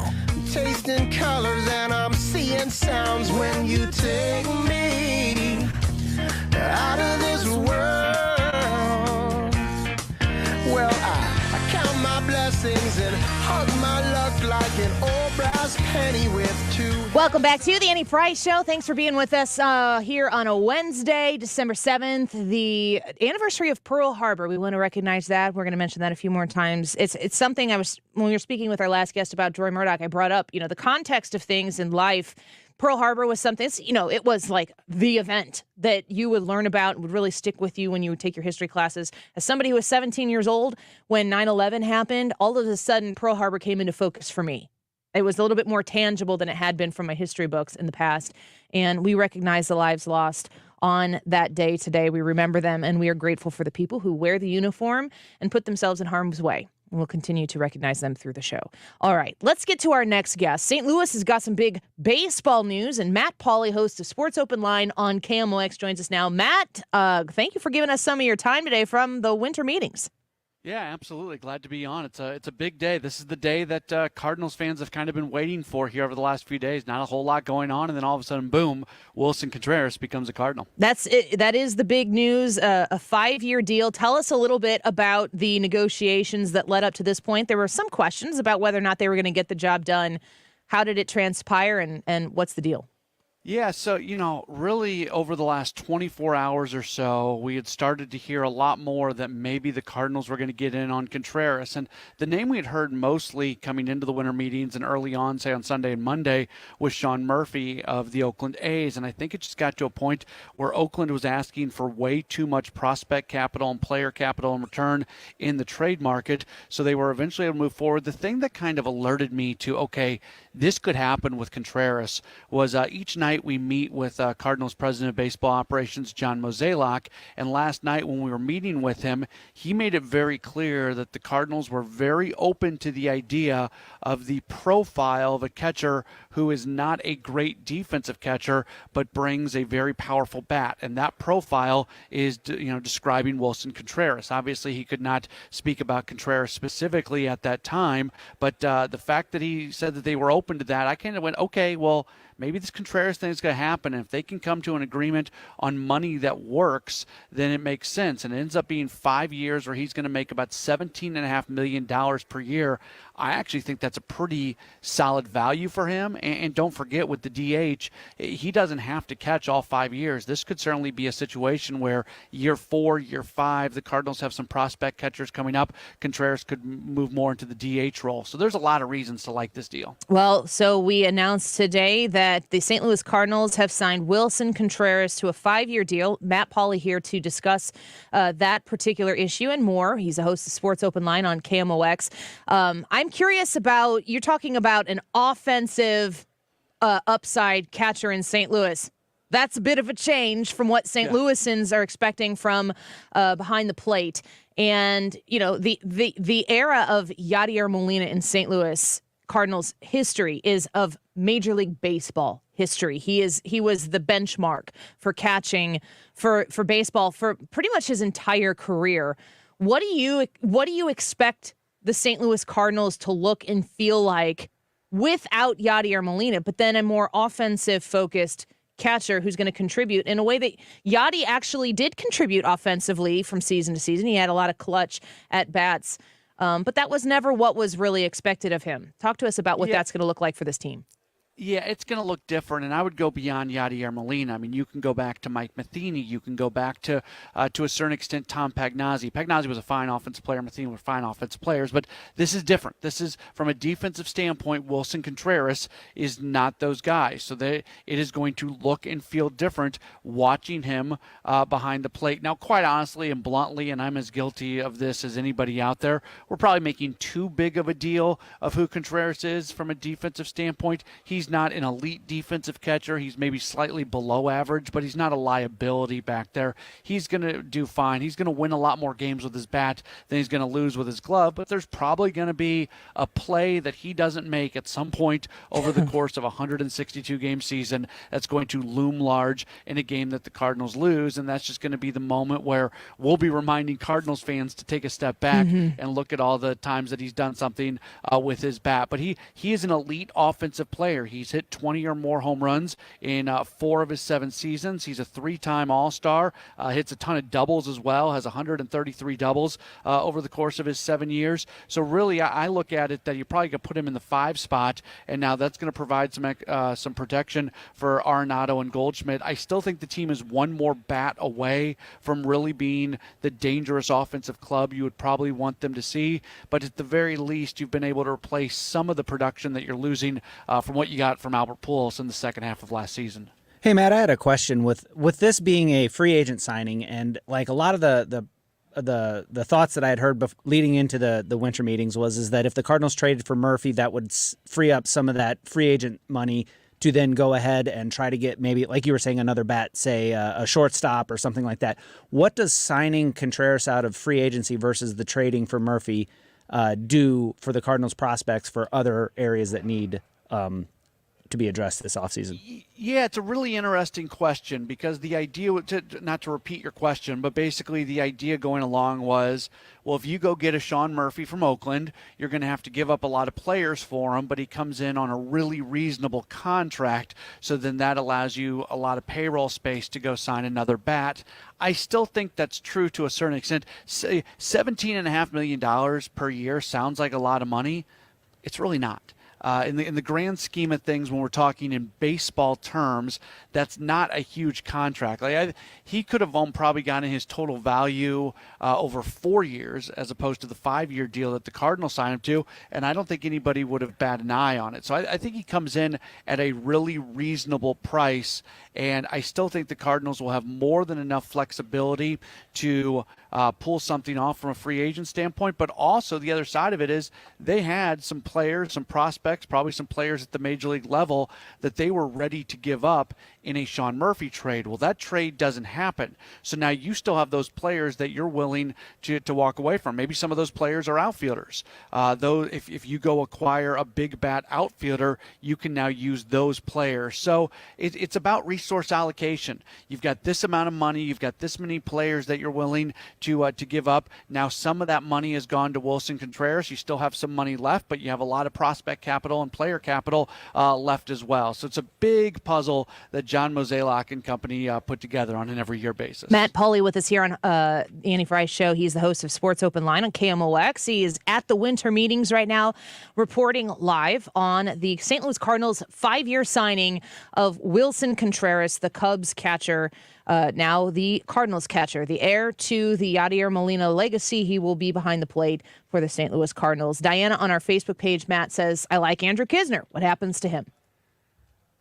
He still is the backup, and I like Andrew Knizner as well. And this was something that was brought up yesterday with Oliver Marmol. Like, where does Knizner stand? Because in some ways, it almost feels like you're telling Andrew Knizner that he's not super valuable. Well, he's super valuable as a backup catcher. And I don't like talking bad about players. This is a career 204 hitter. Like, Andrew Knizner is a really nice player, really good backup catcher, a guy that you like having on your team. He's not going to embarrass you behind the plate. He's good with the staff, but he's a career 204 hitter.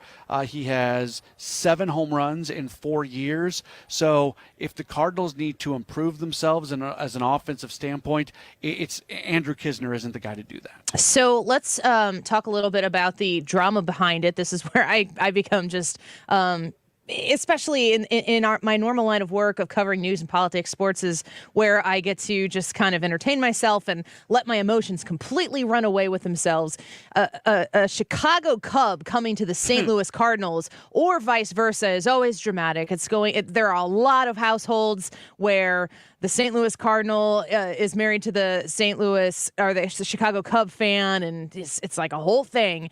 What's the drama behind an interdivision signing like this? Yeah, I think it impacts fans more than it actually impacts the players. Willson Contreras wanted to be a Cardinal. He had met with Oliver Marmol. He had met with John Mozeliak. He had a lot of connections to people who are either with the Cardinals or have been with the Cardinals previously.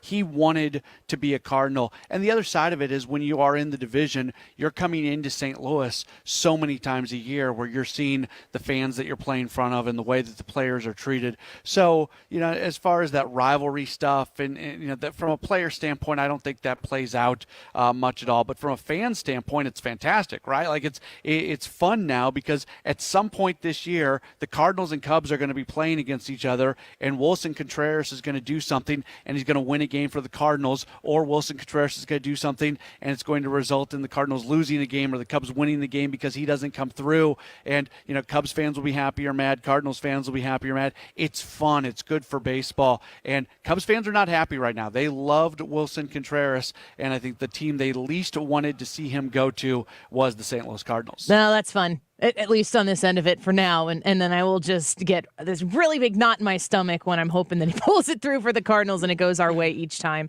Matt Pauley with us from KMOX, reporting live from the winter meetings, Major League Baseball. The biggest gaps now that occur for what the business of the offseason, what they need to do before spring training gets here. What are you looking at? Yeah, I think they still need another legitimate bat, and I'm not quite sure where that comes from.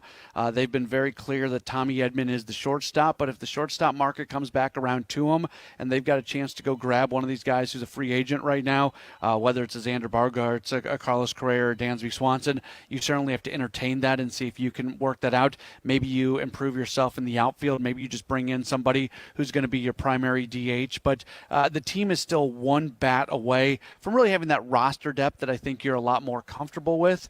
There has been speculation about bringing in another starting pitcher. Right now they've got 6 starting pitchers. Dakota Hudson is that 6th guy who's kind of on the outside looking in. You can never have too much starting pitching. In fact, John Mozeliak did a hit on MLB Network last night, and when he was asked about the other areas, he did specifically mention starting pitching. And if Jack Flaherty gets back to being the guy that he was, then you do have that true top-of-the-rotation starter. But it's been so long since he's been able to put together a full 162-game season of pitching at an elite level.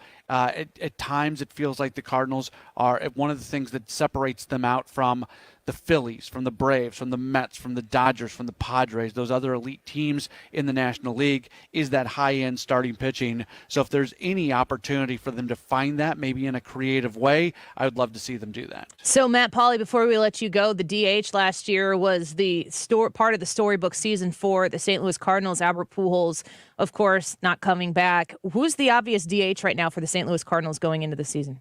I don't think he's on the roster right now. If I had to pick one guy, it'd be Juan Yepes.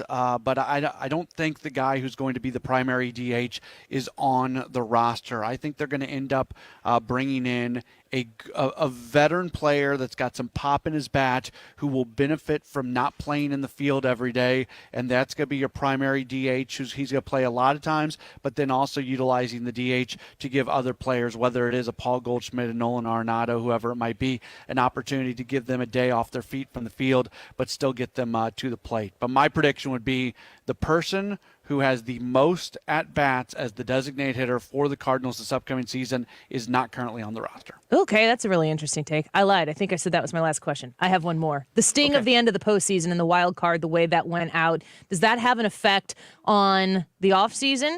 Does that have an effect on the approach to spring training? You are thinking you're going to win this storybook. Like I said, the storybook season into the storybook postseason, it couldn't have been more disappointing, I don't think, to lose in the wild card series the way we did. How does that affect the attitude of the front office in the offseason and the team going into the spring training season? Yeah, I think it makes you hungrier. Marmol talked about that yesterday. He said that there's not a day that goes by that you don't think about the disappointment of how the season ended, and he referred to that as being healthy. And I think that's healthy too. Now, it's healthy to a certain extent. It can't bother you so much. One of the things I'm interested in, I'm always curious about like the emotional toll of things in sports and how that impacts you.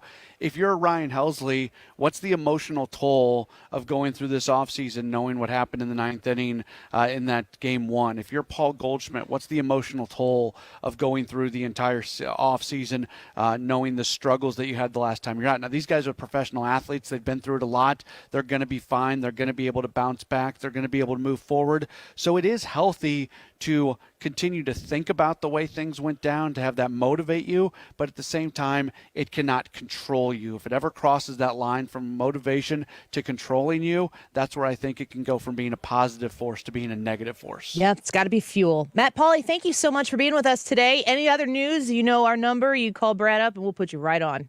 All right. Thanks for having me. Thank you for being here. Wilson Contreras, a St. Louis Cardinal. And don't forget, that's Wilson with 2 L's. When Brad messaged me and said, Contreras is with 2 L's, I'm like, there aren't even any L's in Contreras. Oh, I see what you... So I had to delete a tweet. Oh man, I wonder if I could have edited it because I have the edit button on my Twitter account. I mean, I don't know what that's like. I paid for Twitter Blue before Elon Musk, or no, wait, maybe it was right when Elon Musk bought it. And it wasn't, I had a blue check before that, but I paid for Twitter Blue because I had tweeted something and I had made a grammatical error in it. And it was like, pay $4.99 for Twitter Blue and you have access to the edit button. And I was like, okay, I'll pay $5 to be able to edit the tweet because the tweet, whatever the tweet was, it had kind of taken off. Mm-hmm. And if I deleted it, I would have lost the traction that I'd already gotten on it. So I paid for Twitter Blue. And then like Elon Musk, like 2 weeks later was like, $8.99. You can become a Twitter Blue member. And I was actually more encouraged to pay the $4.99 for Twitter Blue because Elon Musk had done it. I'm like, I'll give you $5, Mr. $44 billion. Yeah. I'll give you my $5. I'm gonna have to go find some, look in the couch cushions, but I'll give you my $5. And then it turned into this whole thing. All right, great conversation with Matt Pauley with KMOX. He's the host of the Sports Open Line over there from the winter meetings. That big signing, I'm excited about it because to me, the Yadier Molina era is going to be sad for me to let go.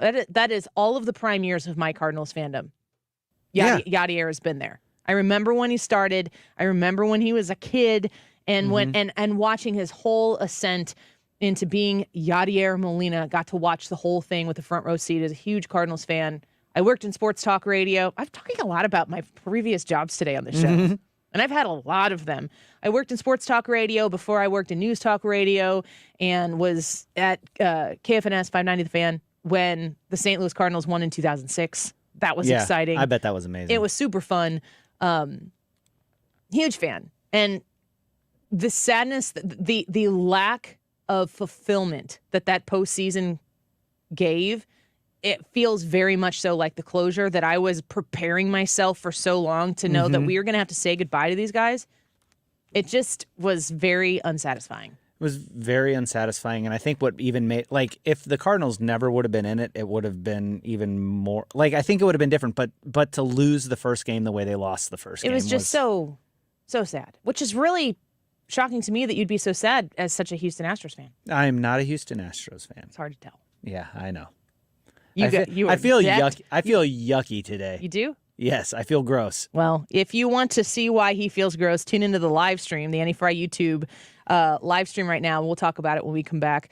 Why Brad is dressed the way he is dressed today. You're going to have to show move that zipper a little bit. You're going to have to show a little bit more here. And get the people to tune in. Annie Fry YouTube channel. You can vote in the YouTube live chat poll. What was the Trump effect on the 2022 midterm elections? Was he an asset, a liability, or no effect? We can discuss that when we come back. See if Ryan Wiggins is available. He's a very, very busy man. Very hard to nail down. And so we will see if we can get him in here to discuss that as well.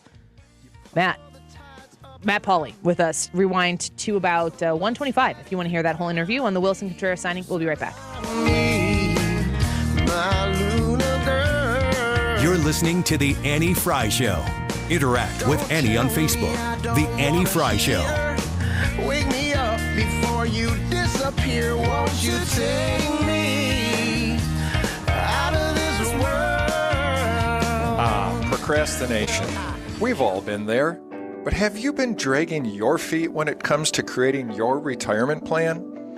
I've heard it all from, I have time before I need to make a decision, or I'll eliminate debt first and then get ready for retirement. I've seen far too many people waste valuable time for their retirement planning, and I don't want you to be one of them. Hi, I'm Ken Heisey with Heisey Advisory Group. I'm on a mission to help people recognize the potential destructive impact procrastination can have on their retirement plan. Don't procrastinate. Call us today at 314-328-6000 to ensure you get on the right path toward your retirement dream. 314-328-6000. Again, that's 314-328-6000. Heisey Advisory Group provides insurance services. Investment advisory services offered through AE Wealth Management, LLC. Stewart's American Mortgage is where you can get a bagel loan, which means if you're looking to purchase a home, right now, Stewie has a 2-1 buy down that you need to reach out to him to understand how you can sell your home. I'm talking to you realtors. I'm talking to you folks that are looking to sell your house and sell it for top dollar and fast. How do you get the asking price that you want? Stewie has an answer for you. You can reach out with a 2-1 buy down at Stewart's American Mortgage that will even pair with a bagel loan for the purchaser. If you are somebody who has gotten a mortgage, be it through a new home purchase or through a refinance in the last 90 days or so, we're getting over maybe the last 100 days or so, you need to reach out to Stewie to talk about a refinance, because if you got one of those rates that went way up to the top, super high mortgage rates that were out there before, they've come down multiple times since then. A refinance with Stewie at the bagel loan is going to cost you nothing, and it's going to be quick. 314-324-4440. I don't know why I forgot that all of a sudden. 314-324-4440. Reach out to him by calling him or texting him and ask him how the bagel loan can help you. You can Google the bagel loan as well, and MLS number 226715. Tune into the Del Walmsley Radio Show. Del, self-made millionaire and founder of Lifestyles Unlimited, will show you how to live the life of your dreams and pay for it with passive income. Listen to the Del Walmsley Radio Show this Saturday afternoon from 1 to 2 p.m. on 97.1 FM Talk. You're listening to the Annie Fry Show live from the Air Comfort Service Heating and Cooling and Insulation Studio. Make sure your furnace is ready to safely heat your home this fall. For heating service, repairs, or a new HVAC system, visit aircomfortservice.com. You're listening to award-winning, thought-provoking talk. You're listening to 97.1 FM Talk. Your home for conservative talk. On the air for over 20 years. Caught my heart about 1-2 times. Don't need to question the reason I'm yours. The Annie Fry Show is streaming online. Watch us live on YouTube and subscribe. 'Cause you got no flaws. No flaws. I'm not trying to be your part-time lover. Sign me up for them full-time. I'm yours. All yours. So what a man gotta do. Welcome back to the Annie Fry Show. Just got done talking with Matt Pauley of Camel X from the winter meetings on the Wilson Contreras signing, 5 years, the new St. Louis Cardinals catcher. The thing that I heard from Matt Pauley that I liked the most is he said Wilson Contreras wants to be a Cardinal. And now he is. So that is going to be the future of catching in St. Louis. We have entered a new era. If you want to hear that interview, you can subscribe to the Annie Fry Show podcast or just go to the Odyssey app where you follow 97.1 FM Talk, of course, and rewind to about 125. You can hear the whole thing. Brian Wiggins back in studio with us so we can talk a little bit about today's YouTube live chat poll. Hannah is watching your comments on the live chat as you react to this question. What was the Trump effect on the 2022 midterm elections? An asset, a liability, or no effect? Ryan, is there an obvious answer for you on this one? No, there's not. My knee-jerk reaction to this was no effect. But the more I got to thinking about it, because the argument is, and I think you've already said this, that his record with candidates picked who won was actually pretty good in this election. The problem is, in the ones that really mattered in the swing states, Pennsylvania, both the governor and the senator that he picked lost. Arizona, same thing, Masters and Lake. In Georgia, he did not pick the governor who won and then picked a senator who lost. Those are your big swing states. Those are the states that mattered the most, and he went 0-4 in all of them. So just based on that, and of some other things too. But I'll stop there and say I'm going to say he was a liability in that election. Let me challenge you on one thing just for the case of playing the devil's advocate here. Do you think that his endorsement is what caused them to lose? Because maybe in those races that were pretty close, some would argue they would have had no chance if Donald Trump wouldn't have participated. I think that is an argument that not necessarily I'm making, but that some might say he didn't cause them to lose. He actually made those races competitive. Yeah, and that's a very good counterpoint. I would say to that yes, that's possible. I mean, we don't know exactly what would have happened if he had done this or that. I mean, we know what happened, and that's it, and we can analyze it. But I would say, if anything, the argument to be made against your counterpoint is that he actually it's not that he would have he probably turned out his own side maybe even a little bit better in some cases. It's that the other side turns out even more because they hate the idea of anything associated with Trump. Which means that his effect is not just to his candidate. It's a net loss if that's true. His effect, he has an effect simply by being present in the conversation. Yeah. So what are you saying? Liability? So I am saying liability. Yeah. Reluctantly, it sounds. Very reluctantly. Brad? Well, I'm looking at this and it says, what was the Trump effect on the 2022 midterm elections? An asset, a liability, or no effect? But it doesn't say to which party. So if you're assuming GOP, I have to go with Ryan on this one, as crazy as this sounds. But I said just in general. Don't ever do that. No, I will lead you astray. I can't even believe I'm agreeing with this man. He made wonderful salient points. This man has terrible because I was problems, thinking about that. Yet It's like somehow I'm on the same page. I don't know. Like you were saying, his record broken clock in the blind squirrel. But you said finds a nut. Yeah. Even a blind squirrel. Finds a nut. Never mind. Yeah. Yeah. Good save. So even a blind man can find his. Never mind. Bad. Make your point. Yeah, here's my point. Y'all be quiet. Y'all be quiet. So I thought about the areas where Trump had a lot of success, where Trump endorsed candidates won. I sit here and I think about that, and it's like, well, I don't think that those candidates wouldn't have won had Donald Trump not been there.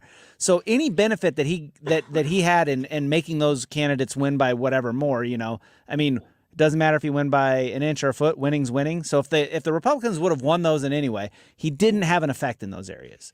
So then you look at the areas where, especially like Georgia just sticks out, because I am still just beside myself. I don't know who the voter is who votes for Brian Kemp but doesn't vote, but then pulls the lever for Raphael Warnock. They're not close. They're not the same thing. So there has to be something there that was a distaste. But but were the numbers in Georgia that though? Wasn't it more people who were willing to vote for Kemp that just did? I mean, who didn't vote for Warnock? It's not necessarily people who are saying yes Kemp, yes Warnock. It's people who are willing to vote Kemp but not support. Isn't that? Well, you would say that, but then you would have had to expect them, the numbers to be way, way down in the runoff for that. And we had record turnout in the runoff as well. So that means that somebody had to show up. Who are the voters that are showing up that aren't showing up for Stacey? Because like the opposite of that is like not showing up for Stacey Abrams, but supporting Warnock. I think that's understandable though. Yeah, but I don't understand how you can support Kemp and not outside of the Trump factor. I think Warnock is way less dramatic and baggage carrying than Stacey Abrams. But he's just as radical. But I don't think that people are voting on issues. If Your you're voting swing on voters apparently aren't. if you're voting on issues, then you'd be consistent. It's about personality, which is really where this YouTube poll comes in. Because if you look at Warnock, his policies are incredibly radical. Fetterman's policies are incredibly radical. Forget about his presentation, his medical condition. His policies pre-stroke are incredibly radical. Is that the Pennsylvania voter? I don't know. But in Georgia, Kemp has drama around him because of Trump. Again, Donald Trump made him the epicenter of a lot of his frustration in Georgia. If you compare Herschel Walker's drama that was successfully yoked to his situation, I mean, it's almost like, where is the most not politically conservatively stable, but where is the least drama? In Georgia, it looks to me like voters chose the lesser of the baggage-carrying, drama-centric candidates. At least the swing voters did, which is really in a tight race. That's all that matters is those Correct. voters. And Which is why you have to factor that into what are we doing in 2024? Are we going to pay attention to that? Because I'm going to say right now, with you guys, 3 for 3, that the Trump effect is a liability for Republicans in the future. Mm-hmm. The weird thing about Georgia in particular is that Republicans won every statewide race except for Senate. That is the most glaring example you can give to say that, yes, this was a Trump candidate and he lost because of that. That's the best example you can find. Does that mean that Trump can't win? No, it does not mean that. I disagree. There are a lot of factors that would go into that race, one of them being Joe Biden. How does Trump win? Trump wins by just basically getting an extra 44,000 votes in 3 states compared to 2020. But if he can't win these elections, how do you expect him to do that? And he's not the same candidate that he was in 2020. And I'll agree with that this or is in not 2016, even more so. This is not the 2016 Trump now. It's not the 2020 Trump now. There's more on him now. And so it will be harder, yet I still think there are scenarios that he could still win, just like anybody could, though. There are scenarios that he can still win. Are there scenarios where another Republican wins with incredible more ease? Yes. Woo! Go vote in the YouTube poll. Right back in a minute. The federal government is hiring 87,000 new IRS enforcement agents. Make no mistake, with spending out of control, they're looking to collect revenue. The first target will be you. If you have not paid your taxes or filed them in years, let me help you get that target off your back. Hi, this is Lance Drury with the Lance Drury Law Firm here in St. Louis. So if you have unfiled returns, wage levies, bank levies, or tax liens, now's the time to call the Lance Drury Law Firm before the IRS calls you. Your consultation is free, so don't put it off. The Lance Drury Law Firm focuses solely on tax resolution law. It's all we do. And if you have IRS problems, you have legal problems. Let us use our tax law resolution experience to guide you and work on your custom resolution plan. Call now. It's free and confidential. Call me, Lance Drury, at 314-260-6120 or go to LanceDruryLaw.com. The choice of a lawyer is an important decision and should not be based solely upon advertisements. TheDiamondShop.net, TheDiamondShop.net in Clayton in St. Louis and with in Clayton right now. Since 1910, these are the individuals who you can trust. And when you're purchasing jewelry or you're looking for that perfect watch or you're looking for someone to appraise that piece of jewelry that's been in your family forever, you want people who you can trust. It's really important to have somebody who you go to and have that family jeweler. The family jeweler for the Fry family is the Diamond Shop. You can go there. You can meet the staff there. You're going to see the same faces each time you go make a visit. And you're going to get to learn how you can trust these people because they know the business. They're not there to take advantage of you. They're there to help you walk through a process so that if you make a purchase with them, if they earn your business, you're going to feel good about it. And you're going to want to recommend the Diamond Shop to all of your friends and family when you show off that ring or you're showing off that watch or you're talking about taking grandma's ring there just to get it cleaned and appraised. The Diamond Shop, they're your people. Go there and you can become a VIP on their website at thediamondshop.net. Finding great candidates to hire can be like, well, trying to find a needle in a haystack. Sure, you can post your job to some job board, but then all you can do is hope the right person comes along, which is why you should try ZipRecruiter for free at ZipRecruiter.com/radio. ZipRecruiter doesn't depend on candidates finding you. It finds them for you. Its powerful technology identifies people with the right experience and actively invites them to apply to your job. You get qualified candidates fast. So while other companies might deliver a lot of hay, ZipRecruiter finds you what you're looking for. The needle in the haystack. See why 4 out of 5 employers who post a job on ZipRecruiter get a quality candidate within the first day. ZipRecruiter, the smartest way to hire. And right now, you can try ZipRecruiter for free. That's right, free at ZipRecruiter.com/radio. That's ZipRecruiter.com/radio. ZipRecruiter.com/radio. KFTK FM Florissant. Driven by the Bommarito Automotive Group. 97.1 FM Talk. Always live on the free Odyssey app.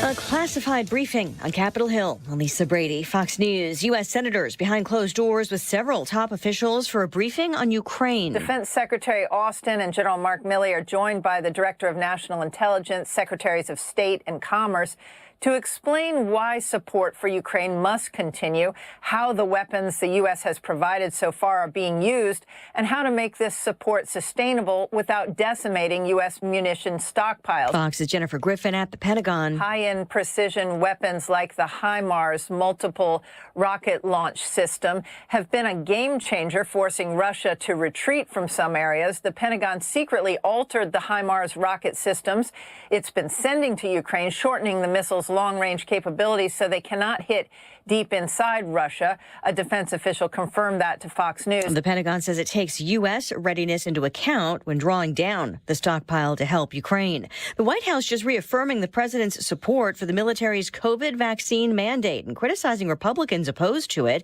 after Democrats agreed to strip it out of an annual defense policy bill. Republicans in Congress have decided that they rather fight against the health and well-being of our troops than protecting them. And we believe that it is a mistake. Spokeswoman Karine Jean-Pierre is not saying whether the president would sign it. The negotiated bill still needs votes in the House and Senate. The White House also sounding an optimistic note about how much can get done in divided government when Republicans take control of the House in January.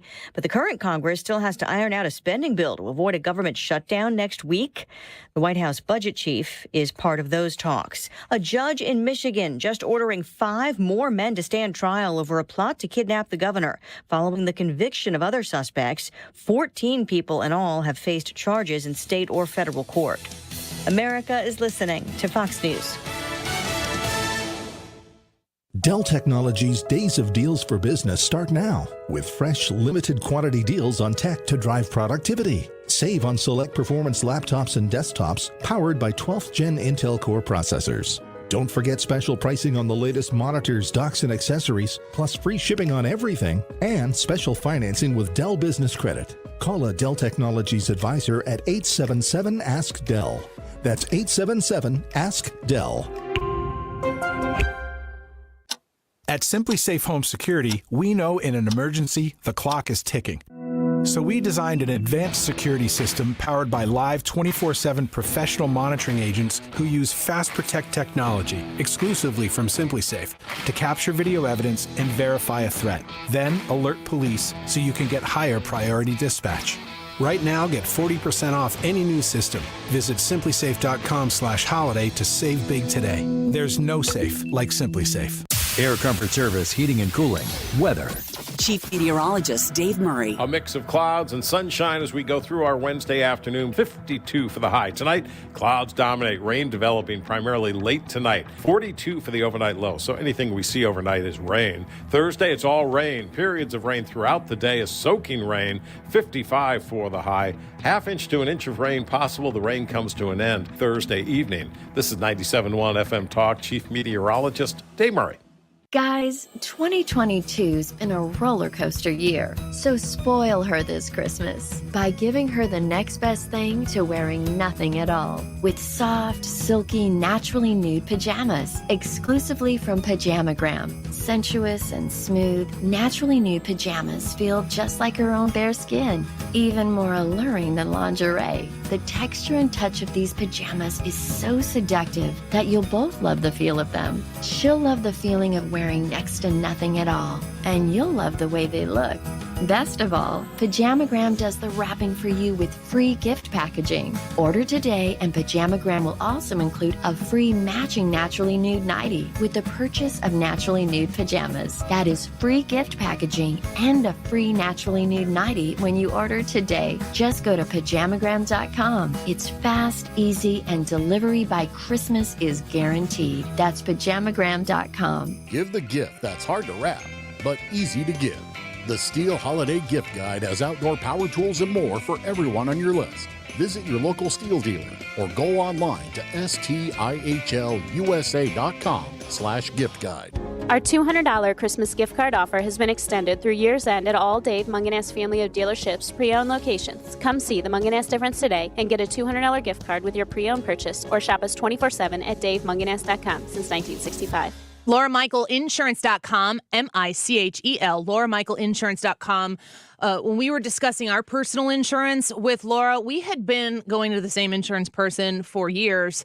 And I don't know if this has been your experience with insurance, but the people who were managing ours inherited the business from somebody else who we used to know, who inherited it from somebody else who we really knew. And we just never really changed it. We reached out to Laura Michael Insurance, had her look at our home insurance and our auto insurance, and we are going to save a ton of money by going to Laura Michael Insurance. She does personal insurance, auto, home, and life insurance, of course, but she also does commercial insurance. She can help manage risk for your family, and she can help manage risks for you and your business. Reach out to Laura Michael and see how she can save you money. If there is money being left on the table because your insurance person is somebody who now has bought the insurance company that you used to go with, or the clientele that used to be together there, reach out to Laura Michael. Make a connection with her. You're going to love having a personal relationship with the person who is there to make sure that you're covered.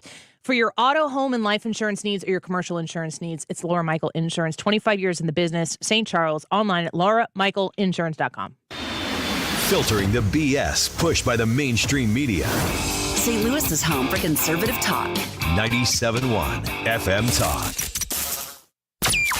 That is exactly what I needed to hear. Thank God someone here knows what they're talking about. That's us. That's right. Gotta love this American ride. All right, you need to take the time and get the full picture.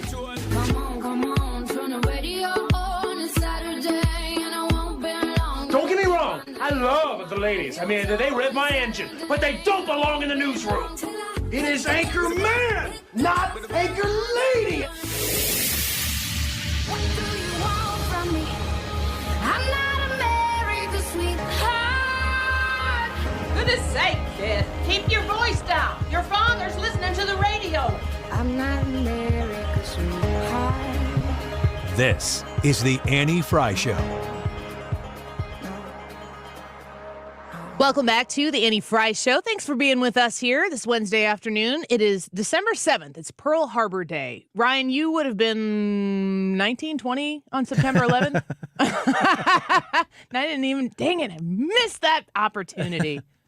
On September 11th? Yes. Yeah. You were looking for the burn, and she took a left turn. I'm like, that's I wasn't factual. anywhere near burning you until Brad started laughing, and it was too late for me to change course. It was a factual statement, and yes. Can we rewind the show on Odyssey, and can I do that again? Yeah, go ahead. So you were 19 or 20 in Pearl Harbor? Ah, you son of a... Oh, man, I can't believe you just burned me. 19 or 20 when September 11th happened? Yes. Did you... I was saying this earlier in the show. When I experienced in real time what was going on September 11th, because people were saying this is the largest loss of life since Pearl Harbor. The connection was immediate because all of those lives were lost so quickly. Mm-hmm. Did it make you go, whoa, Pearl Harbor? I knew Pearl Harbor was bad. I knew that it started the American push into World War II. The whole sleeping giant thing. Did it make it seem more real to you? Like the story of there are bodies and bodies and bodies in those ships right now at Pearl Harbor. Right now, those bodies are still there. Did the September 11th experience of living it in real life cause you to have a different context of understanding of Pearl Harbor?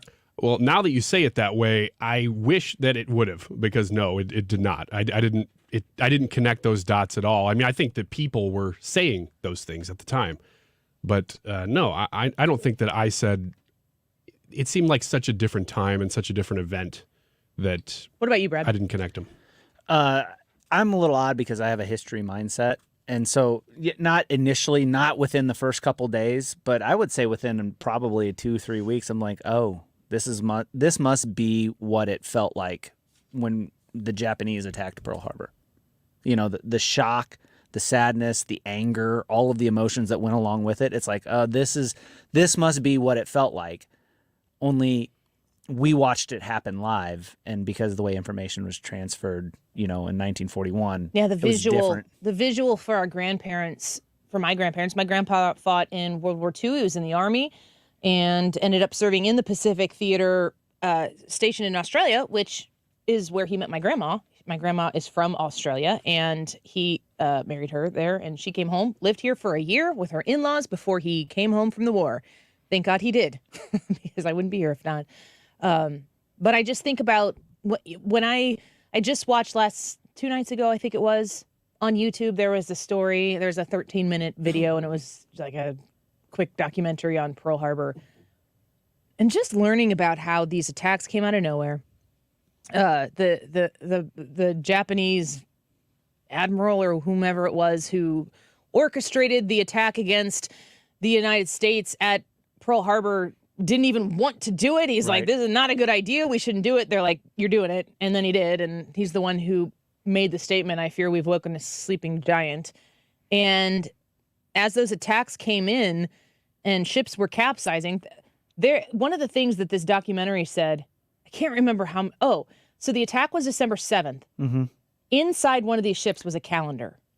And when they went in and started excavating this scene, there was a calendar that had days X'd off up till December 23rd. Was that the Oklahoma? Maybe. It capsized. Well, there were more. But it just was to think of, how long when they were excavating the scene at September 11th. Like, you remember watching the smoke billowing for ever. Just kept, and it was hard to see that. Like, you were just waiting for when is this scene going to end? And it just never seemed to end, and they were still digging. And there came a time where they're like, we're not going to, this is just a recovery mission now. This isn't a search and rescue mission anymore. But there were people who were pulled that were alive.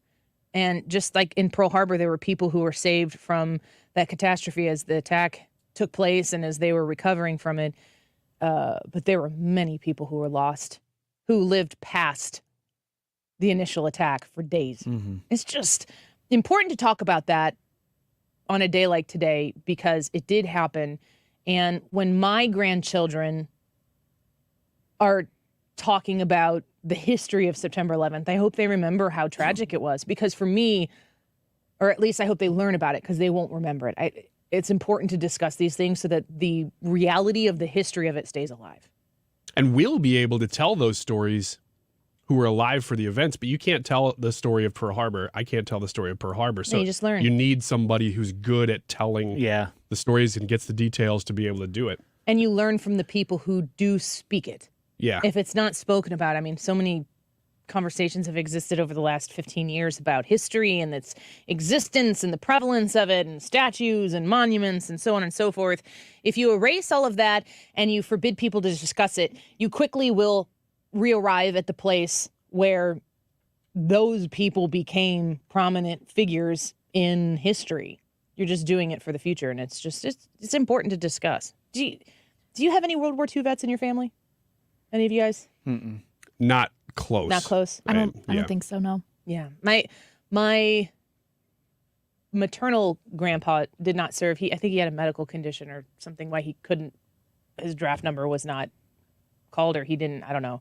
But my grandpa was. My paternal grandpa was, and I'm grateful to have those stories, and I'm grateful that he was able to do that, and I'm grateful that. I just think about that generation of people and what they went through post-Depression, World War, Depression, World War. Mm-hmm. And you look at the greatest generation, and then you look at who we are now, and it's like, oh.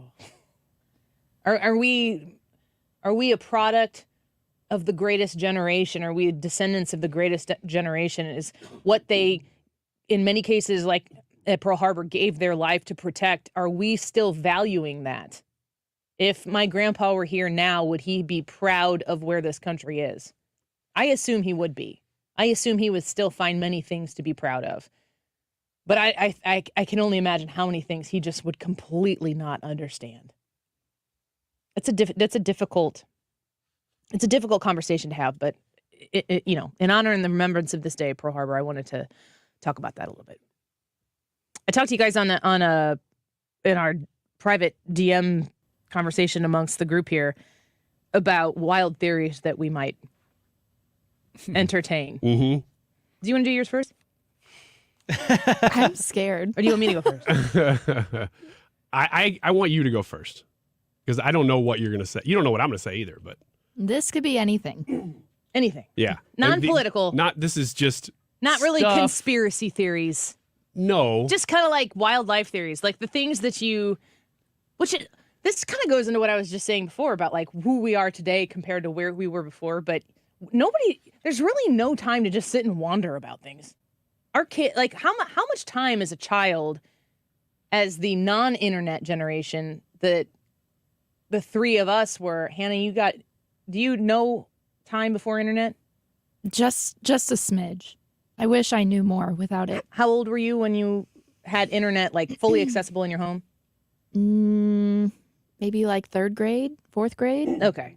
So you still kind of understand. I mean, even my early childhood was spent without the internet. Okay. Well, it was great. When you were young, you'd get in the car and you'd drive for 45 minutes. You just looked at trees. Yeah. That's what we still force our kids to look at trees. You look at that tree. Same. We have to be going on like a 60-minute drive or more to turn the TVs in the car on. Mm-hmm. You ever, I don't know, this is totally weird if there are going to people be like, yes. Do you ever in your mind like jump over the lines on the road? No? Okay, never mind. Wait. What? What do you mean? Explain, because probably driving yes. or passenger? Or both? Passenger. Like sitting in the back seat of the car and you're just driving and it's a dotted line on the road. And you just like imagine as you're driving like past the if lines. you were running fast enough to be jumping over each dotted I don't know. line. I don't know. It's weird. I don't do that either. I was more of a I've heard of people. chaser. I've heard of weirdos who do that, and they're just crazy. I have a friend who. Yeah, exactly. His name's Ryan Wiggins. I sit in the back seat when I drive, just to do that. That's how much I love it. Okay. I want you. Can you go first? Yes. Rock, paper, Sure. scissors. Do you want to tease it? And then come back? Uh-huh. Well, I don't know. Maybe. If it sucks, we won't. Yeah, if I tease it, it sucks. We'll be right back with Annie's. See, Edward on the YouTube chat said, I imagined I was jumping from pole to pole. Mm-hmm. Different from line to line, though. Yeah, but same idea. You're just super bored. Mm-hmm. Okay. Mine involves aliens. Oh, boy. Okay. But it's way crazier than just it's an alien thing. It's more about what life would be like or could exist outside of Earth. Do you believe that aliens exist? Not really. Brad? No. Hannah? Kinda, yeah. I think it would explain a lot if they were like here among us. Things would make more sense, but I don't believe in extraterrestrial life. Okay. So it's more less about aliens and more about the nature of life itself. Nature of Life with Ryan Wiggins. Have I teased it well enough? Can we come back and do this, or are we going to do yours now? No, we can come back and do that. Okay, good. All right, let's take a quick break here. Don't go away. We're going to talk about Ryan's theory that has something to do with aliens, and my theory has something to do with dreaming, and I want to see if anybody thinks along the lines I do or develops the same types of theories on the purpose of dreaming, so on and so forth. Let's take a quick break. We'll flesh this out when we come back. In the 2:45 segment, Hannah will give us the results on today's YouTube live chat poll. What was the Trump effect on the 2022 midterm election? An asset, liability, or no effect? Go vote, leave a comment. Aliens with Wiggins when we come back.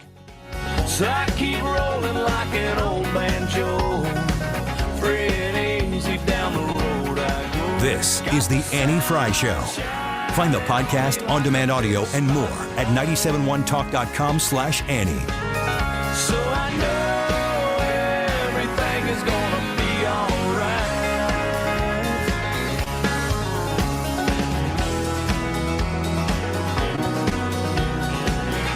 Throughout the 60s and 70s, cops hunted down key figures of the Dixie Mafia, including its enigmatic ringleader, Kirksey Nix. I'm interested in making money. I'm not interested in hurting people. 15 years into Kirksey's life sentence, the Dixie Mafia was practically folklore, but that would soon change. I'm Jed Lipinski. This is Gone South, a documentary podcast from C13 Originals, a Cadence 13 studio. Season 2, The Dixie Mafia. Available now on the Odyssey app or wherever you get your podcasts. So Water Sweets Soap Company, a locally made, a locally created, and a locally sold product.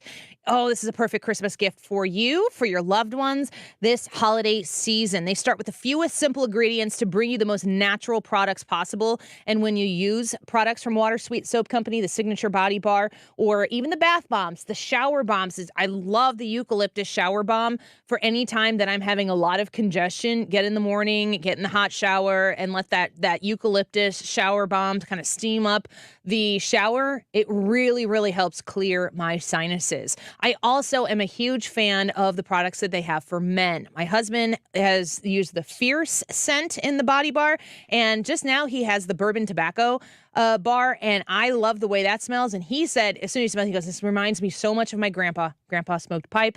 This bourbon tobacco men's body bar, it's amazing. You're going to love it. Go check out all of the products that they have at watersweetsoap.com. And when you enter the promo code Annie, you're going to save 10%. If you go into the store at Water Sweet Soap Company and mention the Annie Fry Show, you're going to get a special gift. watersweetsoap.com. Attention. Per the current government mandate, U.S.-based insurers are now required to cover at-home COVID testing kits with no out-of-pocket fees to you. If you have a current insurance plan, you are eligible to receive up to 8 COVID-19 tests shipped to you each month absolutely free, as long as the government mandate is in effect. Just visit testkitforfree.com to register now from the comfort of your own home. That's testkitforfree.com to receive your tests shipped to you at no cost. Go to testkitforfree.com today. Paid for by T Euro Health. Ray Magliozzi here for eBay Motors. You're driving along and some nimrod cuts you off. You hit the horn. Jeez, it sounds like a goose in distress. Time to head over to eBay Motors. They have horns for every make and model, not to mention horn pads, steering wheels, wiring, and more. 122 million parts. You can even go for an upgrade. That looks like Mr. Cutoff Man needs a new seat cover.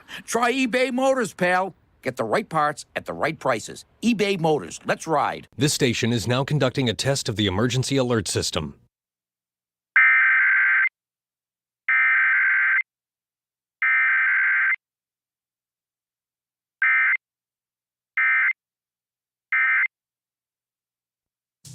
If you own a home in St. Louis and you want to sell it as is, without any inspections or the need to make any repairs, call Chris Buys Homes, stlouis.com at 314-782-8000 and get your cash offer without any obligation, commissions, banks, or headaches. Chris buys vacant homes, inherited homes, fixer-uppers, beautiful homes, even the tenant who won't pay the rent apartment. Google us. Chris Buys Homes in St. Louis, and check out our best reviews from satisfied customers. When you sell to Chris, you decide when you want to move, according to your schedule and your terms. Go to our website, chrisbuyshomes.stlouis.com, or call Chris at 314-782-8000.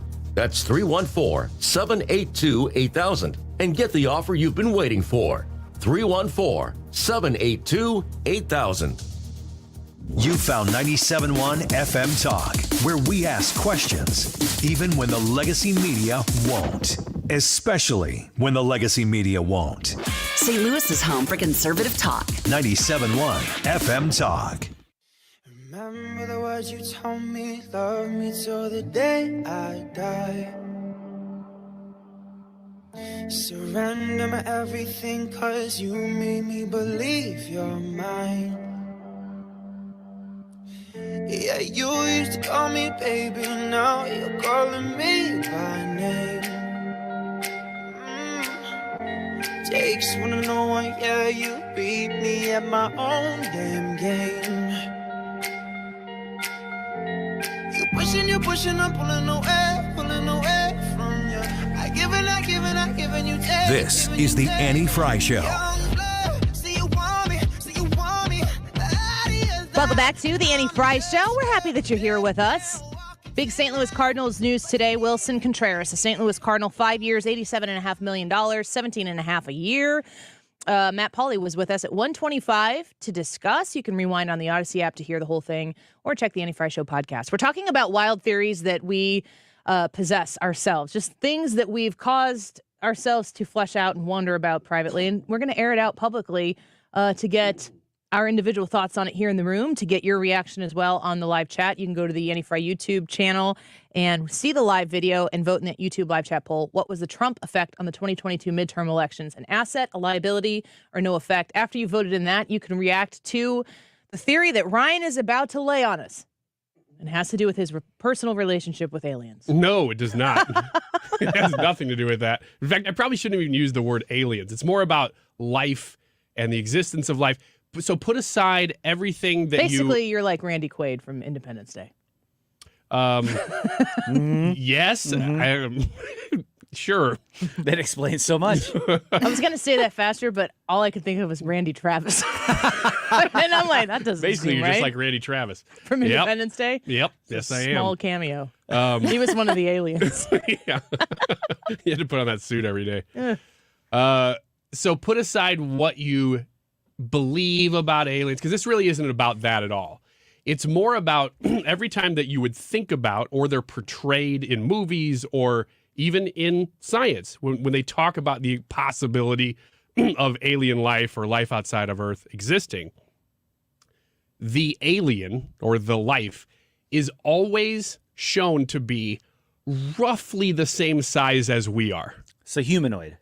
Well, not just humanoid, but within the boundaries of the understanding that we have of what a person should be, whether it's 12 feet tall or a little bit shorter or whatever. They're within the boundaries of our understanding of what life should kind of be like. Sentient life. Sentient life. $6 word. Thank you. But why do we always think that life has to exist in a similar fashion to us? I've had the exact thought. Really? I've had that thought every time I see anything that has to do with anything that's otherworldly, and I had it just within the last week when I watched the Guardians of the Galaxy Christmas special. Oh, man. Which is good. You should watch it. But I thought to myself, Guardians of the Galaxy is Chris Pratt is an Earthling from Missouri, folks. And he lives in the galaxy because there's this whole thing. Everybody's got 2 legs, 2 arms. They are the same height, 2 eyes, maybe a few extra eyes every once in a while. Yeah. But I mean, having a lot of fun with the forehead. Conceptually speaking, they are always a derivative of human life form. Yes. And I'm like, you should expand your thoughts on this. They should be like octopusses. Can you rewind that? Nope. Like a Bond villain is what you're saying. Say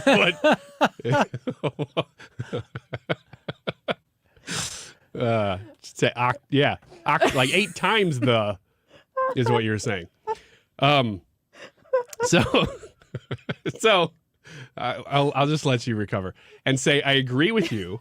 But I'm even talking not just because people will discuss the idea that aliens could exist and not be carbon-based even, that kind of stuff. And that's interesting to me. But here's really where I'm gonna hone in on my little corner of the world.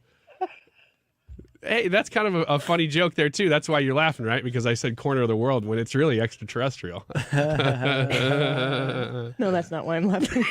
Oh, it's not? Oh, okay. Why are you laughing? I can't. Yeah, I mean, the aliens could be like anything. They could be like an octopus. Just one. But just one. They could be ish. Octopus-ish is what you would say. Right? Enough with that animal in term. Squid. Or they could be like a cat. In boots. Ish. So where I really, this is where it gets to, because all the things you're talking about are very true and things that are part of this sort of weird theory. And it's not even a theory, it's just something I like to think about. But why do we always think if we're going to look for extraterrestrials, we're looking for even a planet that resembles Earth? Why are they all spherical? Well, they could be like cubed. I mean, I didn't even think about that. I didn't go there. That sounds that's over the line for me. That sounds crazy to think about cube planets. But why do we always look for ones that are roughly the same size? Why couldn't a planet literally be like the size of a fingernail and have people living on it? You know what I mean? Yeah. Yeah, why not? And having its own ecosystem. That's where or huge, although it seems like if it were the other way and enormous, you'd be more likely to see it. So if it was tiny, tiny, tiny, even smaller than we could see, and had people on it, you'd never know. That's my theory. What if that's here right now? Could be floating around the room. What if they're on a dandelion or something like that, and they're just sitting on there, and there's a whole world on that dandelion? Is this a Dr. Seuss reference? Maybe. Maybe I derived this from watching Horton Hears a Who. I've read this book before. Annie, what's your theory? I don't know. Does it involve any sort of squid? My theory is that I regret this segment. I have regrets. Usually it's Ryan taking us off the rails. My theory is that dreaming is essentially like a portal between our earthly existence and the spiritual realm. And I think that in our dreams, we are able to process things that maybe we aren't completely able to process in our everyday waking life. And I think that here's where it gets crazy. I think that in our dreams, we personify our pets.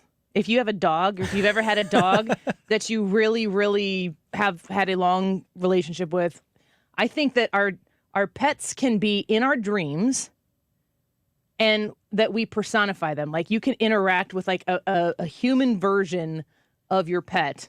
Because if you think about it, like if you've had a dog for a long time, probably a cat. I've never had a cat before, so I don't have that personal connection. You're a dog person too, right? Oh, yeah. Couldn't be on the show if she wasn't. Yeah, it's like the first thing we ask people when we hire them: cat person or dog person. I think that we have conversations of sorts with our dogs. Like you talk to your dog or your cat, any pet, any close pet that you have. You lost your pet a few years ago. Mm-hmm. Super painful. It is. It's terrible. Yeah, thanks for bringing it up. Yeah, but I bet what I think is that we develop an existence around that relationship that we don't have in real life because they're an animal, that you get to develop that conversation because it's an important relationship that you have in your life. That manifests itself in your dreams. Okay, I'm trying to follow you here. So what you're saying is dreams are portals to realities. So like maybe spiritual realities. I mean, for me, I as a Christian, like I believe that that dreaming is a gift that has been given to us, where you can process things that are in your life, simple things, big things. My dreams are always very anxiety ridden and they're stressful, but they're not stressful in like I'm being chased by a Tyrannosaurus Rex or an itty bitty alien or something like that. It's more like I need to staple these papers and I keep stapling it and there's no staples. So then I go to get the staples and I put the staples in, but then the stapler won't. It's like simple things. Like I'm just trying to get something done and everything is working against me. But I also have dreams where I'm interacting. Like think about all of the people who your brain has ever processed. I can't remember who said this, but it's like every face that you've ever seen, you have a file in your brain that knows that face. But your ability to process all of the thoughts that you have in your brain and to recall any file that's been put into the filing cabinet in your brain, like there's only so much that you can do. The percentage of your brain that is actually accessible in your waking life is small compared to the total power of what your brain can do. I feel like those faces that you see in your dreams or the people who you interact with in your dreams, I think sometimes that God can use those instances to speak to you through things that you have held very important and very dear, maybe people who aren't with you anymore.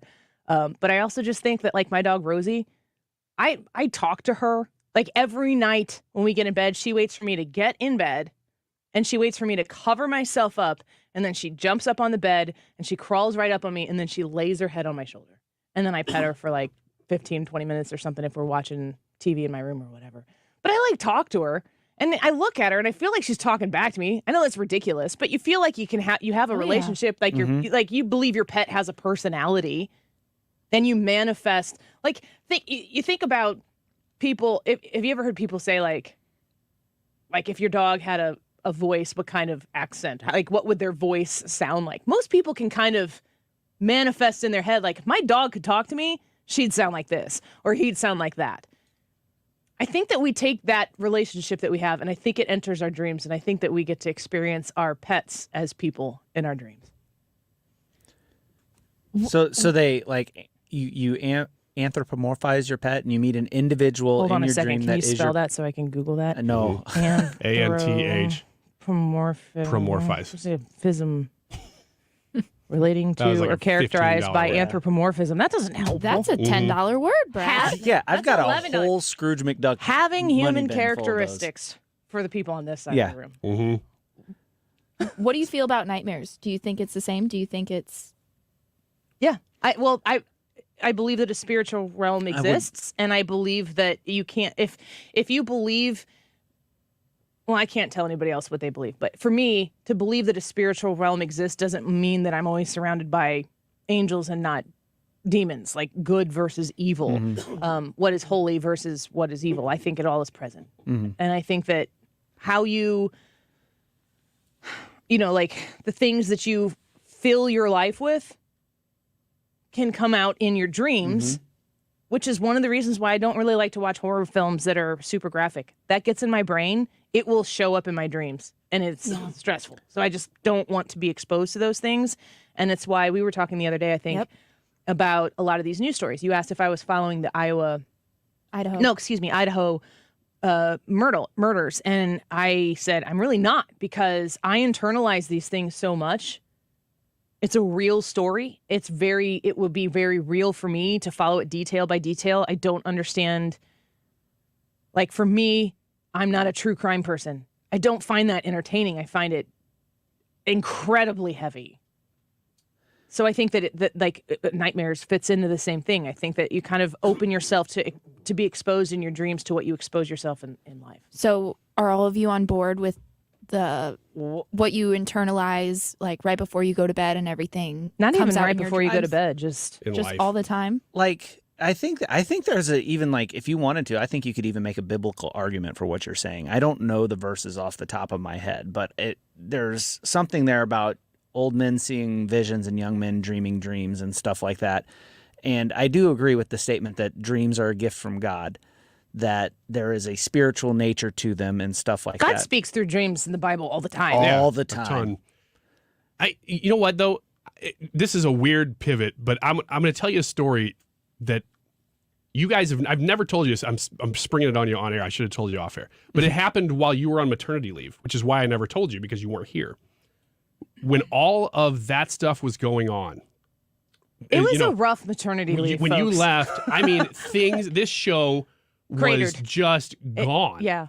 I was the only one left here, and that's right afterwards. Brad joined, and then after that, Hannah joined, and we are now because of that time. Ooh. But I mean, it was chaotic if you were here, which only I was, and you were still kind of. Annie was here. But I had just had a baby, was completely hormonally stable. Yeah, and was sitting at home, not really focusing on my baby like I wanted to. Yeah, but it was what it was. And you had stepped away for 3 months to take care of Molly, and give birth to Molly. It was a thing. Right as that was happening. This is a weird story to tell, and it's kind of related, but kind of not. I was walking out of a grocery store, and this was probably June, roughly, like mid to late June. Molly was born June 10th. Okay, so the timing makes sense.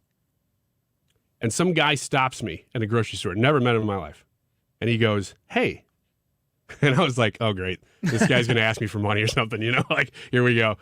And I was kind of trying to act like I didn't really notice him because I was just going to leave the store. But he like really eye contact, hey. And I was like, okay, hi. And he's like, he stops me in the lobby of this grocery store, like the little area where you're leaving. And he goes, hey, I want you to know that God has a message for you. And I'm like, here we go.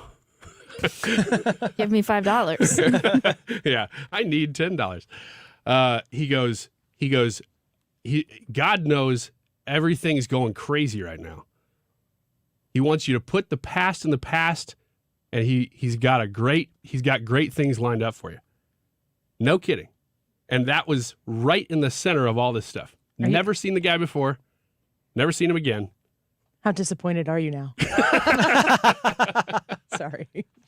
But I remember even telling that story on air at the time because it was such a goofy story, and we didn't really know. That was still in the thick of everything. Mm-hmm. And we could probably find the tape somewhere because I did tell that story. And I hadn't thought about that in a year. And then you telling that story just brought that up. Yeah. I mean, I think about if you're going through something that's really incredibly difficult. I think the other thing the reason why I feel this way so much, and this might sound a little counterintuitive, people are commenting on here that they wish that they could remember their dreams. I don't know that we really want to. To know that if you know scientifically like how you dream and the different cycles of sleep that you go through and when you dream the most vivid dreams and like a dream is supposed to last like 7 minutes. Max. Yeah. So think about what your brain goes through in a night that you don't even recollect. That if you are surrounding yourself on a daily basis with whatever you're choosing to surround yourself with, whatever it is. And I mean, I'm not talking about like, I'm not suggesting that you were to sit here and, read the Bible. I don't do that. I should do that incredibly more than I do. But whatever you're saturating yourself in on a daily basis, the choices that you're making, the good ones and the bad ones, the really great ones and the really awful ones, these are the things that you're choosing to participate in or to partake in. When you go to sleep at night, your brain still functions. And it's really when your brain kind of recharges and reboots. Like your brain actually has a lot of energy action while you're sleeping. I just think that a God who created all of this, everything, that seems like the most logical way for what you put in your life to kind of air itself out. And to think that God is omnipresent, why would he not be present in those dreams? And if you choose to not include him in your life, his absence there, hell is the absence of God. But if there's so much going on scientifically, provably through the brain waves and the cycles that you go through when you sleep, I just think that makes so much sense to me. Again, these are theories. There's no, I didn't read a scientific study that says this. I've just thought about this. Probably when I wasn't sleeping at night. So it's like your life is puzzle pieces. When you go to sleep, that you start to get the border at least. Mm-hmm. Kind of what you're saying. Or you work through things, or you get to live in your sleep and in your dreams in the world that you're creating with yourself in your waking time, and that is still a place where good and evil can be present. And I think the thing that got me thinking about the whole thing was I was like, I think I dream about my dog as a human.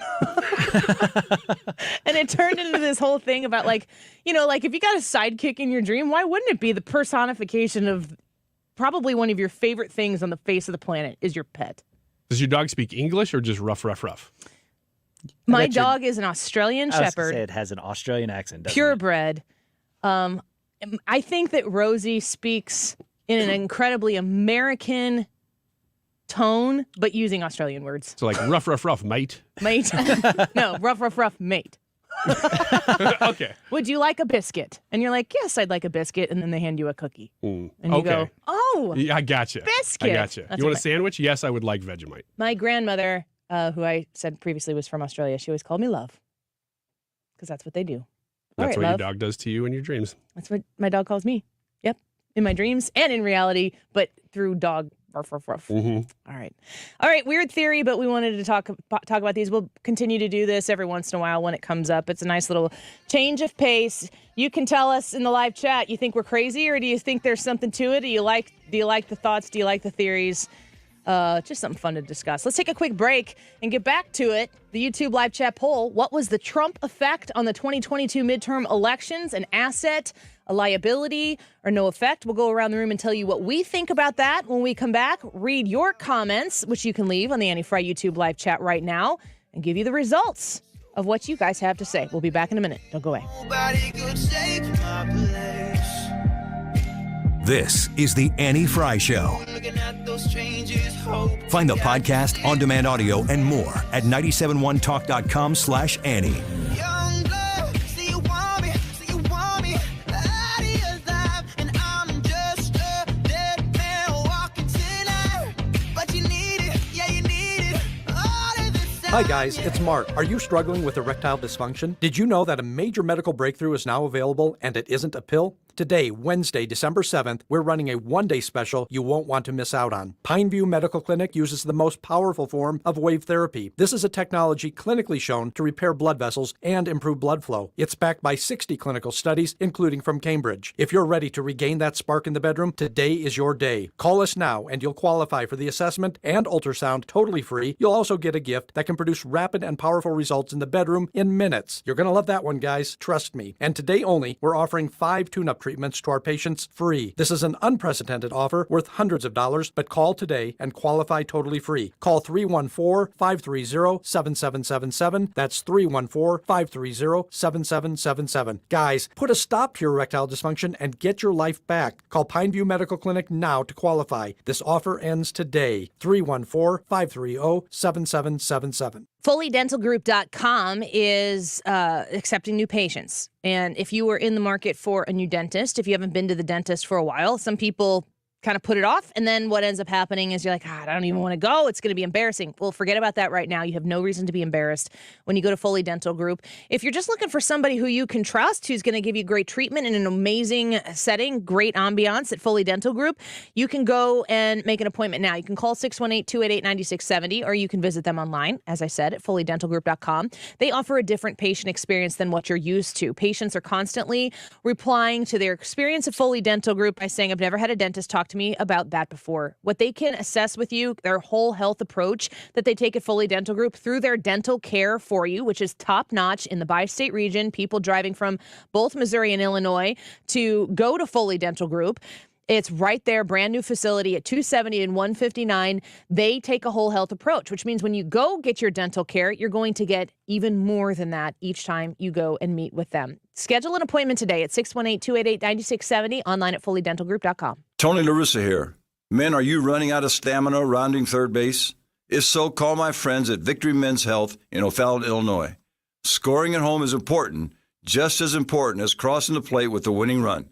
VictoryMen'sHealth.com. You're listening to the Annie Fry Show live from the Air Comfort Service Heating, Cooling, and Insulation Studio. Air Comfort Service is proud to support Greater St. Louis Honor Flight. Sign your veteran up for the Honor Flight today at GSLHonorFlight.org. And for heating services, visit AirComfortService.com. The Mark Reardon Show. Sheriff Carmine Marcino from Lee County. Every threat that comes in is fully looked into, but under no circumstances are we going to turn a blind eye. We are going to investigate fully, thorough, and immediately. Weekdays from 3 to 6. St. Louis's home for conservative talk.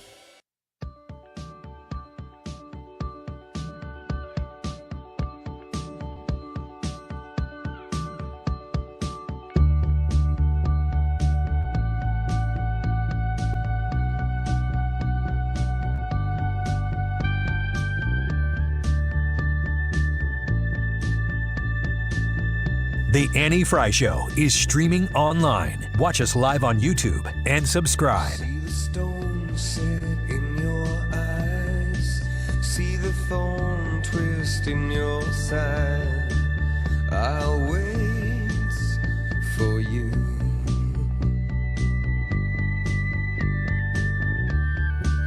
Sleight of hand and twist of fate on a bed of nail sheets. Starts with good quality candidates. There's no substitute for that. In an election year when it should have been a referendum on the current administration and their policies. The Democrats, in many cases, were able to kind of turn it into a choice election because of Trump's presence out there. So, was he a factor? I don't think there's any question about that. So Senator Thune from North Dakota saying there's no question that Donald Trump was a factor in the 2022 midterms. Today's YouTube live chat poll. Hannah, let us know what it is. We'll talk about our thoughts before we get to the reaction of the listeners. All right. Today's YouTube poll is asking, what was the Trump effect on the 2022 midterm elections? Was he an asset, a liability, or did he have no effect? Ryan? I reluctantly said liability. We discussed this at 1:45. If you want to hear us flesh this out a little bit more, you can go back to 1:45 on the Odyssey app or check the Annie Fry Show podcast. Ryan, no liability. Brad? Or no, you said liability. Liability. Yeah, I think he was a liability as well. I said the same thing. 4 for 4? Yep. Well, let me make one more point about this that I didn't make before, and that's that when you look at the elections of 2021 in New Jersey and Virginia, those elections were not referendums on Trump. Those were mostly candidates who really had nothing to do with Trump. Well, and but they won. That might still be a referendum on Trump because was it Youngkin? I always say Youngkin. Northam. Northam is the one who lost. Youngkin, like Trump quasi-endorsed him. I think at the last minute was just like, he kind of just did like a sideline thumbs up. Yeah, it wasn't. But Youngkin did not campaign adjacent to or apart from Donald Trump. It was Youngkin's campaign, and it was about Virginia, and that ended the way it did. But I still think in the context of what you highlighted, Ryan, at 1:45 in Georgia, Arizona, Pennsylvania, those three, that if you compare his activity in those races and his lack of activity in the other races, in context, that might still say something. Yeah, the races that mattered, his candidates didn't win in the swing states. All right, we have a ton of comments coming in. Rob P. from YouTube said, I voted no effect. What did is the change is the voting method. Law-informed voters who normally would not take the time to vote did. I saw more Democrat ads, which are what affects the low-informed vote. Sherry from YouTube said, although I voted, it makes no difference. I think he was both a liability and an asset. I can understand that too. Mm-hmm. How you could see he was both, and it almost ends up being a wash. Mm-hmm. Yeah. Joe from YouTube said, I voted no effect. Annie, you put it best a few weeks ago when you said that people are just going to wear their team's jersey. I think there's just more blue jerseys in America now. That was a good comment. Mark Reed from YouTube said, 2 years ago I called it. Trump's mouth was a liability in swing states. Trump has called me a turncoat, so I placed bets and was happy to take their money. Carlo from YouTube said, as much as I hate to say it, I think Trump was a liability. Benjamin from YouTube said, I voted liability. What other response is there to Warnock's win after Trump's announcement? Bob from YouTube said, the defeated candidates he supported in primaries were harder to pull across the finish line because they were focused on 2020. Trump raised a bunch of money that he didn't spend to help them. Luke from YouTube said, liability. First off, Trump spent very little from the Save America PAC, which was so disappointing. Secondly, enough of the moderate Republicans supported Democrats over Trump's pick. Larry from YouTube said, why would Trump affect how anyone voted in an election where he wasn't a candidate? Well, what do you think about that? Why would Trump affect how anyone voted in an election where he wasn't a candidate? I mean, is that tongue in cheek, or because? Yeah, I mean, he picked a lot of these candidates in the primaries and pushed them, so he was definitely there. He certainly is claiming victory for the races that he involved himself in. Yeah. You want to give us the results? Yes. The results of the YouTube poll, which once again is asking, what was the Trump effect on the 2022 midterm elections? Was he an asset, a liability, or did he have no effect at all? With over 175 votes, 60% of the people said that Trump was a liability to the 2022 midterm elections.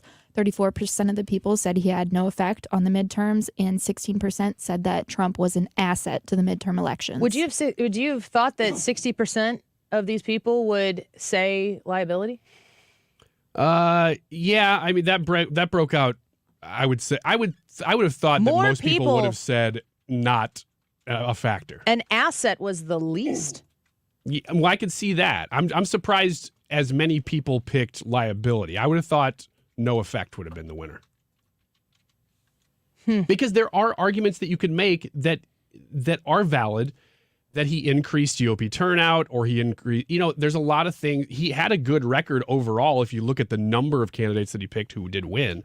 So there are things that you could say, and they're true. And it's really hard. I mean, that's why this is a conversation, is because we don't really know what would have happened, but we can guess, and each of us have our own opinions. Yeah, I mean, the thing is though, like, as we've watched election trends, the red states have gotten redder and the blue states have gotten bluer.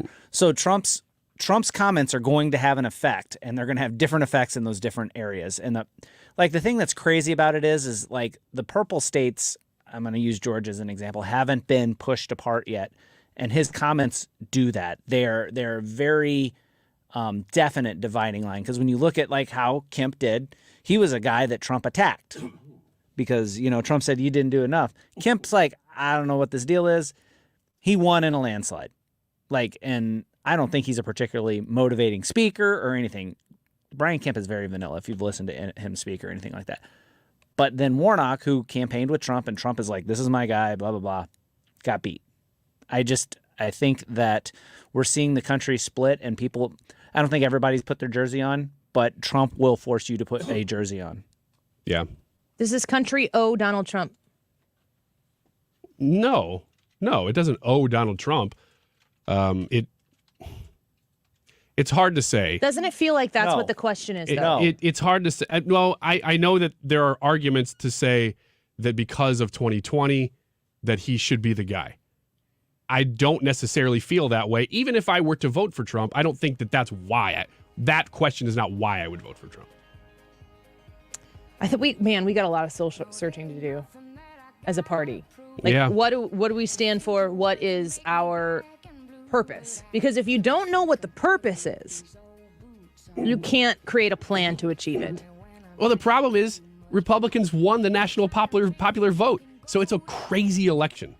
It's a weird election. Well, thank you all for voting in that YouTube poll. We always appreciate it. We'll be back tomorrow, but Mark Reardon showing up here right next. Don't go away. And I got bad tattoos. I'm back to doing what I love and